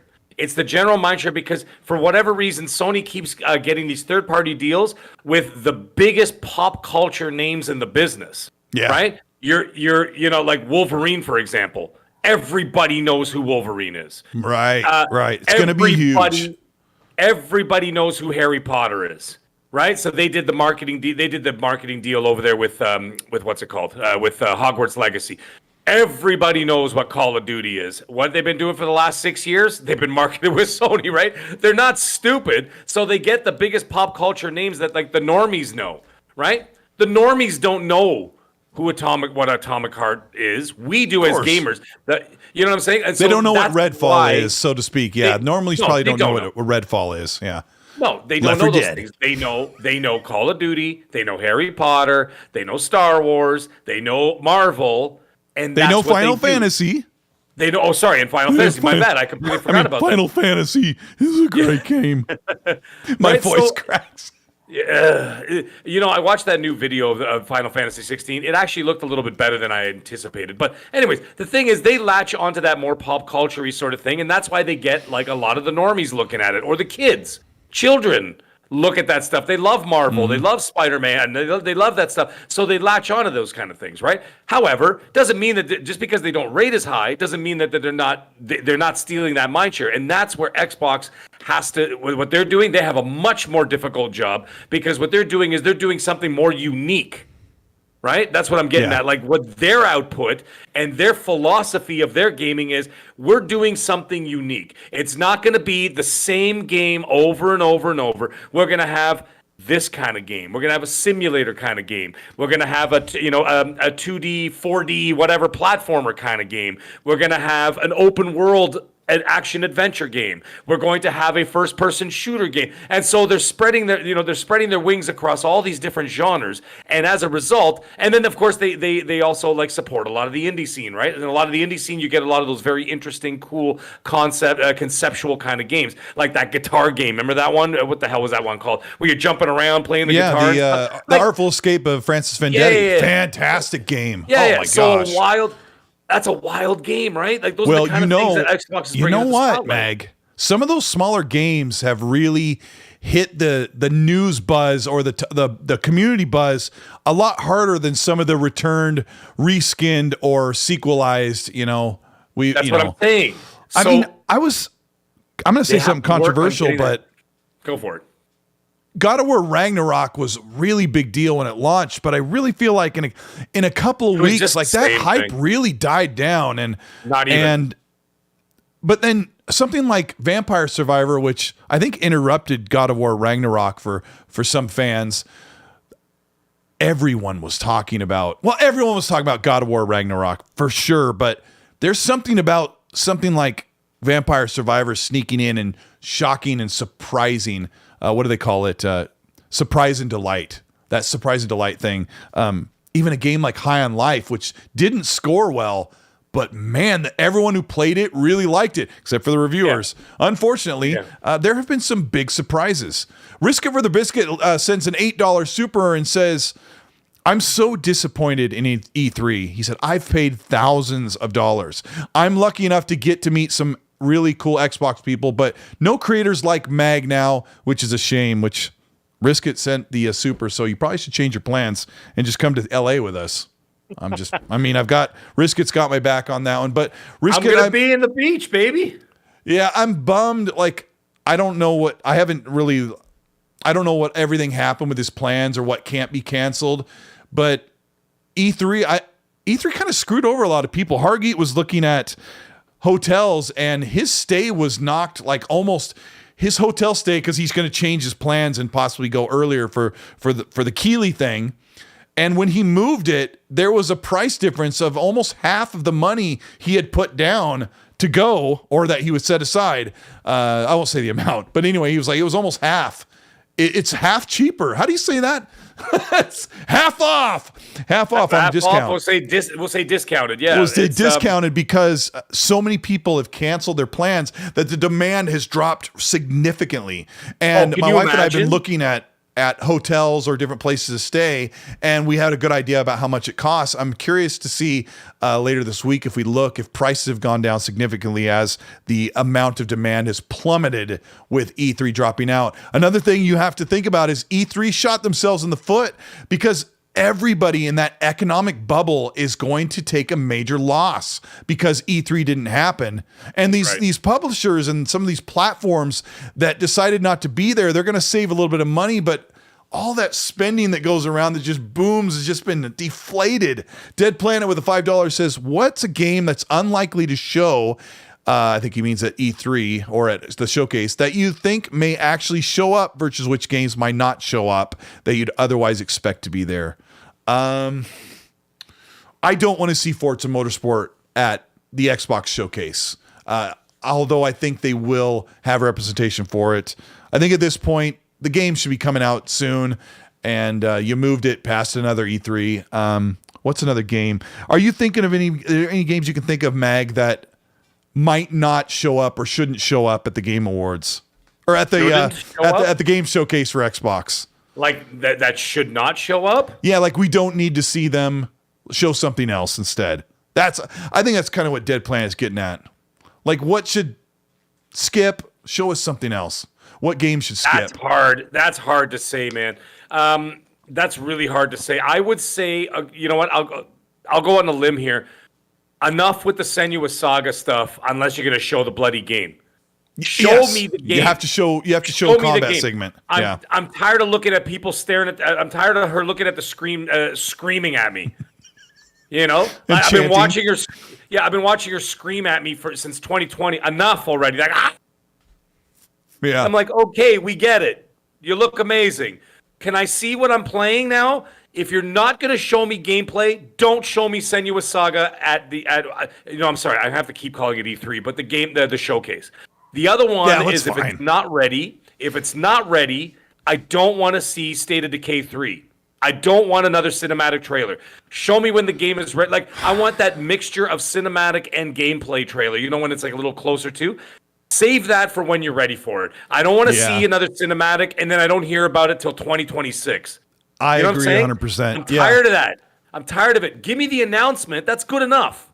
The announcement is good enough. That gives me hope that I know it's coming eventually. But stop giving me tidbits of stuff that doesn't move the needle anymore. Well, I'm tired of it. Here's the reason why E3 is you'll hear it first if you haven't heard it already. E3 is never coming back. The days of publishers and platforms walking in a stage in front of 2,000 people and live showcasing their games, those days are gone. That will be a thing, Meg, where we look back and say, hey, you remember back in the 2000 whatevers when they used to go on stage with the t-shirt and the blazer and they'd say, our new game is an epic fantasy RPG. Those days are long gone. They are out of fashion. They'll never happen again. This is one of the major reasons why. For most of our life as gaming fans, games took 1 to 3 years to make. That is no longer anywhere near the reality. Games now take 5 to 7 years to make. And to be ready for a game to show at a showcase, on stage at E3, live, and have it all ready to go, I think that is something that's just not going to happen anymore. And the game's landscape has changed that much. You know what? There's two things that need to do. When you do that, when you're going to do an announcement is different. Because if it's the first time you're going to show something, that's fine. Because that's something new and exciting. You're like, whoa, you didn't see that coming, right? No one saw that coming. But if you've already announced it, don't announce it again.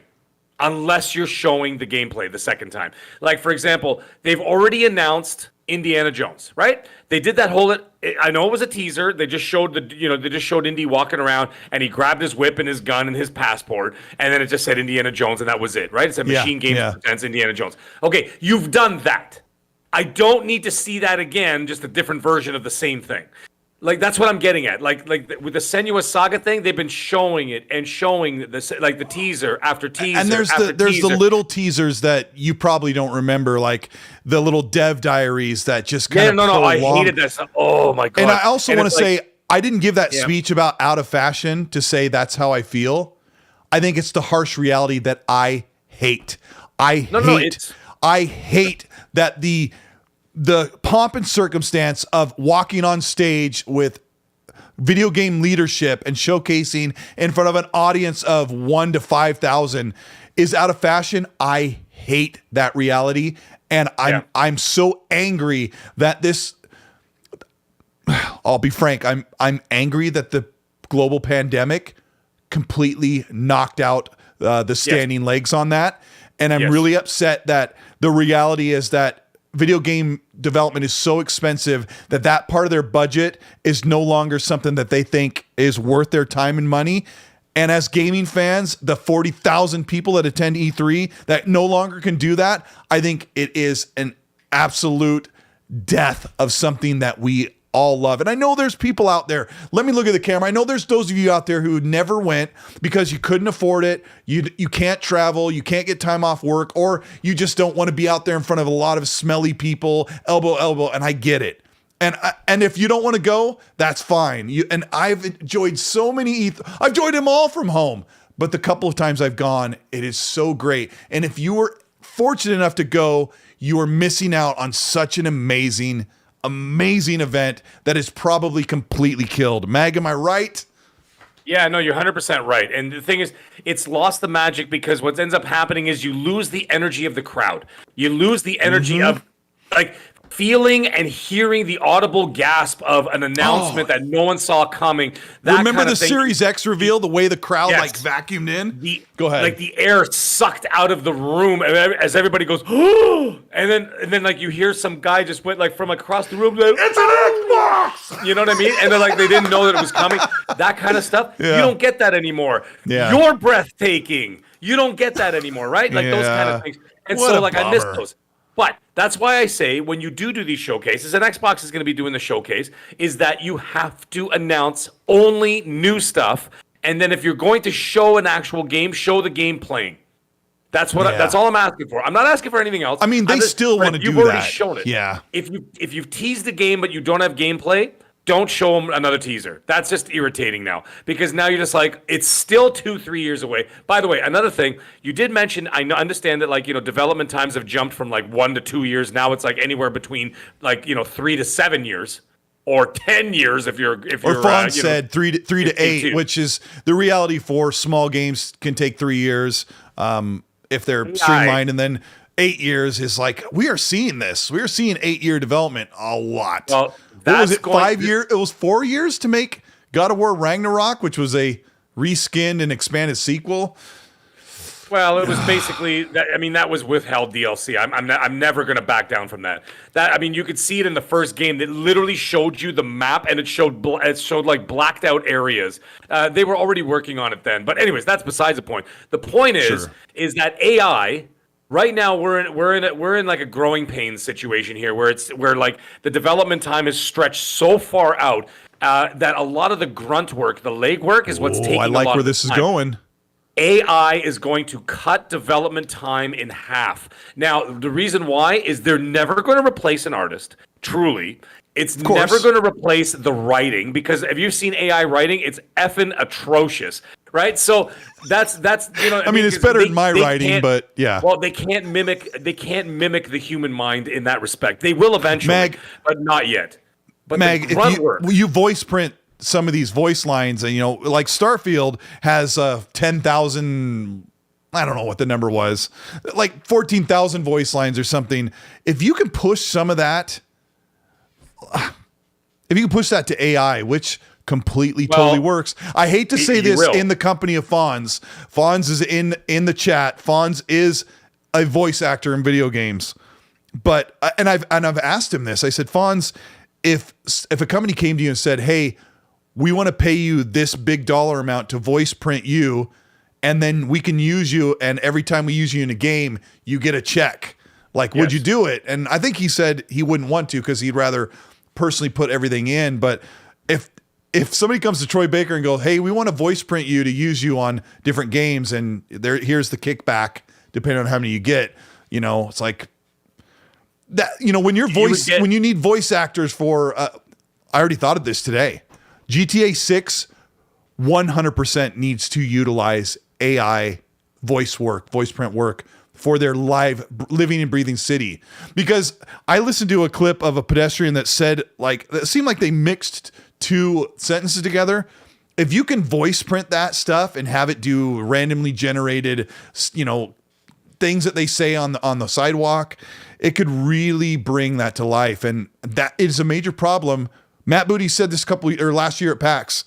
If we could bring AI in to do quality control, we spend so many labor hours getting games tested and battle tested. And can you jump over this fence and circumvent things?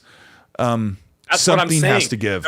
The grunt work is going to be offloaded to AI. It's going to save them. It's going to kill jobs.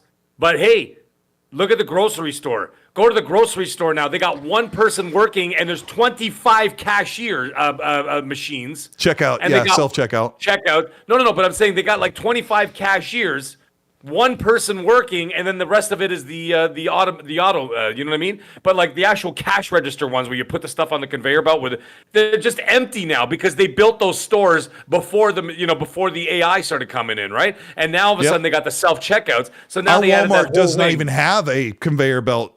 Check. I think it's 100% all self-checkout. All self-checkout? Yeah, a lot of that's changing. So yeah, a lot of people are going to lose their jobs in the development field, unless of course you're extremely talented or you're extremely required, right? But a lot of that grunt work is going to go off to AI. It's going to speed things up. It's going to cut the cost down. And what's going to end up happening is that a game that's going to take let's say an average, okay, we could say 3 to 8 years. Let's say an average of 5. It's going to cut from 5 years. It's going to cut it down to 2. Okay, it's going to cut it down to 3. Not now. I'm talking like 5 years from now when it really start to fine tune the work. But that's what's going to end up happening. I think they're already starting to use it right now, Mag. Well, no, they are using it right now. They're just not telling you. Like for example, Disney's been using AI for like 5 years now, 6 years. Like for example, the Obi-Wan Kenobi show that came out. James Earl Jones did not utter a single word during that show because I'm like, man, he sounds good. He sounds just because when you watch the James Earl Jones performance in Rogue One, he sounds like a 90-year-old. I mean, he still sounds like Darth Vader, but he sounds like a 90-year-old Darth Vader because you can hear his voice wavering and cracking. And then all of a sudden, you watch the Obi-Wan Kenobi show, and I'm like, damn, he sounds good. He sounds like he did in like Episode 4, like because they voice printed the old '80s James Earl Jones voice, right? That was 100% an AI performance. And you cannot tell the difference. And I've cranked that thing up to 11. That's all you need. If you can't tell the difference, just enjoy. Can't tell the difference. I would love for game development to shorten. Jonas the Dad with a $2 super chat says, "Clip it. Mags confirmed shadow drop on X&C." I don't know what you confirmed the shadow drop for because that was a half an hour ago. Stalker 2. Stalker 2. Yeah. Trail Robert says Stalker's way too big to get lost in translation. It's going to be a big game. Alphonse says, "Hey, Colt, don't slander my Final Fantasy 16. No, my voice just cracked when I said it. But yeah, he knows I'm not excited about it. It looks pretty good. Hey, Risket said something interesting here. Risket for the Biscuit said something. My Australian Jack Black, as I like to call him. He says, "I'm back." No, that's not gonna. Blah, blah, blah. Oh, because as the tech improves, the complexity also grows. You are correct. He is correct in that respect. So what's going to happen is, yes, it's going to actually that's what's happening now, and that's why the development of these games are taking way longer than they were before. Is because the complexity has increased, and therefore you've gone from making a 360 game that took a year and a half, 2 years, or PS3 game even, right? Now all of a sudden it's 8 years. 6 years, 5 years, whatever. And what I'm talking about, it's never going to replace the actual artists. It's never going to replace the writers. It's never going to replace the developers who come up with the concepts and the ideas. What I'm talking about are the people who like the people who fill in the worlds and stuff like that, color this, do that. I don't know all the details, but you know when the people who they take the 3D imaging and they start like designing stuff and growing things and they start coloring this and filling in that shrubbery here, doing that. And AI is going to be able to bang that off in like 2 days, where it'll take some dude a month. to deal with, right? Yeah. And they could just AI generate all that stuff, and they will be able to just be able to like create a whole village in like 5 seconds. If someone can turn my face into an angry turtle in 35 seconds, which is what happened today, because I was on Twitter and we were talking about me shaving my beard off. When I shave my beard off, I look like an angry turtle in 35 seconds, and my wife hates it. In 35 seconds, someone sent me a beautiful AI generated picture of an angry shave-faced turtle, and it was really funny. And like that's all it takes. That's what's going to happen. And who's going to notice when you're ripping through an open world at 1,000 miles an hour on a ship, on a car, in an airplane, in a helicopter, or if you're sprinting? Very few people are going to notice. That tree looks a little funny. Yeah, some people will notice that stuff, but they're not going to notice everything. Well, because, I mean, I'm saying it's going to happen. AI stuff is perfect when it creates it and it gets most of the way there, and you tweak the rest of the way. That's what I'm saying. So it's going to cut down on the size of these development teams. It's going to cut down the time. A concept artist can make a landscape theme or a landscape scene according to, the director's like, okay, I need it to look like post this, blah, blah, blah. Sand dunes. I need these trees. I want the buildings to look very pointy. And he can create that in a full week's work in a digital paint program in Photoshop, right? Right. But AI can do it in 45 seconds. And then you just give it to him and you go, he's like, no, I was thinking more like this. Then you try it again and you say, or you just go to your boss and say, okay, I've created these 8 concepts. I did these this morning from AI Midjourney, and here they are. This is kind of where it's going to go. Well, and also AI doesn't have to worry about overtime. They don't have to worry about crunch. They don't have to worry about stuff. And then listen, guys, I'm not condoning this. Before everybody goes nuts and says, this Max is psycho, we're all going to lose our jobs. Yeah. I'm not condoning this. I'm just telling you the reality of what's going to happen. I said it 10 years ago when I spoke to people, because I am in the hospitality business. I am in the food trade business. And I told people 10 years ago, you're all going to lose your jobs to automation. And I'm like, if you guys think I'm crazy, go back 85 years to when people started losing their jobs, when factory machines started coming into machines. And hence, you know what I'm saying? And hence the word sabotage. If anybody doesn't know what that is, it's like a lot of the in Europe when they're wearing those the wooden the wooden clogs they used to wear. They're called sabots. They used to take those and they used to throw them into the gears of like the factories to destroy the factories. They could show that they weren't reliable. Yes, and that they were, and all those people were losing their jobs. Hence the term sabotage, right? And so this is what was happening then. You don't think that history repeats itself a million times, people? It's going to happen again, and AI is going to be first of all, it's a very dangerous technology, and second of all, a lot of people can lose their jobs for it. It sucks, but I'm saying it's a reality that we all going to have to face, and it's something that for the consumer. It's actually, in the end, the consumer doesn't care. All they know is that they're getting the new game every 2 years instead of every 5, right? But for the people in the industry, it's going to suck. But I'm just telling you the reality of what's coming. And there's that's what I see. There's also probably a lot of things that developers do in a studio that they wish they didn't have to do because it's so labor intensive and so time intensive. And some of that is going to be at the cost of jobs. It's unfortunately for us, if you're a Gen X person, if you were born in the 80s and you grew up in the 80s and 90s, like you're going to see a major change more than most generations see, where automation and computer automation is crazy. Highlander001 says, thank you, Highlander, for the super. He says, I just want to see what's coming relatively soon. I really don't know what Xbox is going to do other than the 12-month window will never happen again. I think they got their butts kicked with that, and they got smacked around by the general public, told them that was ridiculously dumb. Don't do that again, because Xbox learned they have no control over what their partners can do, and they watch their own in-house studios fly over the line on those release dates. Lazy Couch Gamer, thank you for the €5 says, hi, did you guys watch the Double Fine Psych Odyssey on YouTube? It was great. Episode 24 is the one about Microsoft acquiring them. I didn't. It's like several hours long. I should check out episode 24 though. Double Fine. Psychonauts 2 is amazingly great. So yeah, I mean, we're going to see some major changes. We will talk some more on this show, Meg, about what's coming up for E3.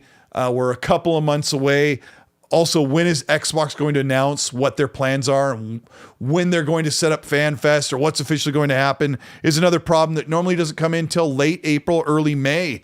So, I don't know. You're not going to go. You already made up your mind. But we will cover the games, the leaks, what's possibly going to be shown, what's going to end up landing on 2023, like I think Hellblade probably will. So we have a lot to look forward to. And we're going to cover that here on the show. That will be close to episode 100. I'm not going to do the math, but that's in 4 more shows. So, Meg, thank you so much for being here.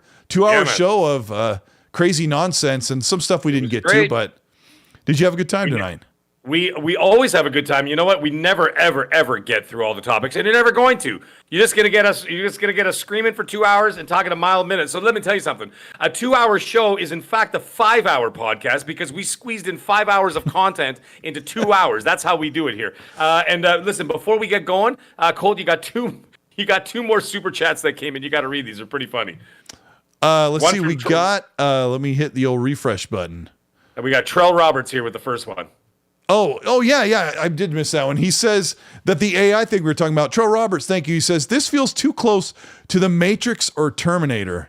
And he's not wrong. And then we got another one from Highlander 001, if you want to read that one too. That's a good one. $2 for Mag for the Star Trek 6 reference. What was Thank you very much. Armand LaRoche, Charlie Hustle, and Highlander 001, you guys all got the Star Trek 6 reference. That was from the Undiscovered Country, and that's where I first heard the term from the Vulcan Spy. Spoiler alert for the 35-year-old movie. The Vulcan Spy, they were talking about sabotage. And the origin of the word sabotage came from that little story that the Vulcan spy said in the movie, and that's exactly where it came from. So, anyways, There it is. But anyways, guys, what a heck of a show, man. We did it again. We rocked the house. Everybody, 1,000+ people watching. Listen, hit the like button on your way out, okay? Cole puts a lot of work into this. I put a lot of work into this. We have a lot of fun. We have a lot of great times. Chat, you guys are so hilarious. Like, honest to God, man. Absolutely adore you guys. There are a couple of funny ones in the chat tonight, but hey, that's how it's always going to be. You're always going to find a couple of negative Nancys. But hey, it's okay. I don't see that stuff. I've got I've got the polarized eyeballs where I don't see. I actually see a lot of people having a good time. Kyle Coe drops one in and says, what if Microsoft makes the portable version of the Series S in 3 years? I don't think so. I don't think that hardware is going to shrink enough. I did a video about 6 months ago about how the Xbox Series S is impossible in its current form to actually be handheld. And that was because Jason Ronald said that that hardware just wouldn't fit into a handheld. It's the size of a Kleenex box for a reason. That's as small as they could possibly get it. So if you wanted that thing as a handheld, it would be this thick. For real. So, but today we also got the leak of Asus's new Steam Deck killer. It's nearly twice the power of a Steam Deck, which means it probably is going to retail at $999. $99? Yeah, not for $1,000 probably, but it sounds like it's almost double the power of the Steam Deck. So I don't know if that's something you like, but I don't know. It's listen, Microsoft's not going to put the R&D into a portable console. They got cell phones and tablets that you already own. They're going to provide you the software and the technology to do it. That's it. I mean, I don't want one. Like, I don't want one, but the handheld market is actually doing pretty decent right now. Pretty decent with some of the devices, and then the big Steam Deck, and of course the Nintendo Switch. And I know people want the handheld, but I just don't think it's going to happen. What's going on this week? Work is crazy. Work is so crazy. I don't know if you guys know, but I'm also an illustrator, like a cartoonist. That stuff doesn't pour into my channel hardly ever anymore. But I have to draw a Star Trek caricature of 8 of my bosses. I have to put like a conglomerate drawing together of like 8 of the bosses as Star Trek characters on the bridge of the Enterprise. And I need to do that this week, and I'm not looking forward to it. So I don't know if I'm going to have any more YouTube content. I'm going to be like, oh my gosh, my drawing hand hurts. So yeah, anyway, but I really appreciate all the support for my video I put out where I completely slammed DualShockers in the nicest way possible. As far as that, just going to be chill rest of the week. Thank you so much for being here. Hit the like on the way out. We appreciate the 1,100 of you that showed up for the show. Give me time to get timestamps. They'll be here by the time you get to this part of the on-demand. But we're on Spotify, Apple, Pocket Podcasts, Google Podcasts, and Spotify for podcasters.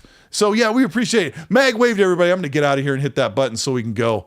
Thank you for being here and being the co-host, bro. Everybody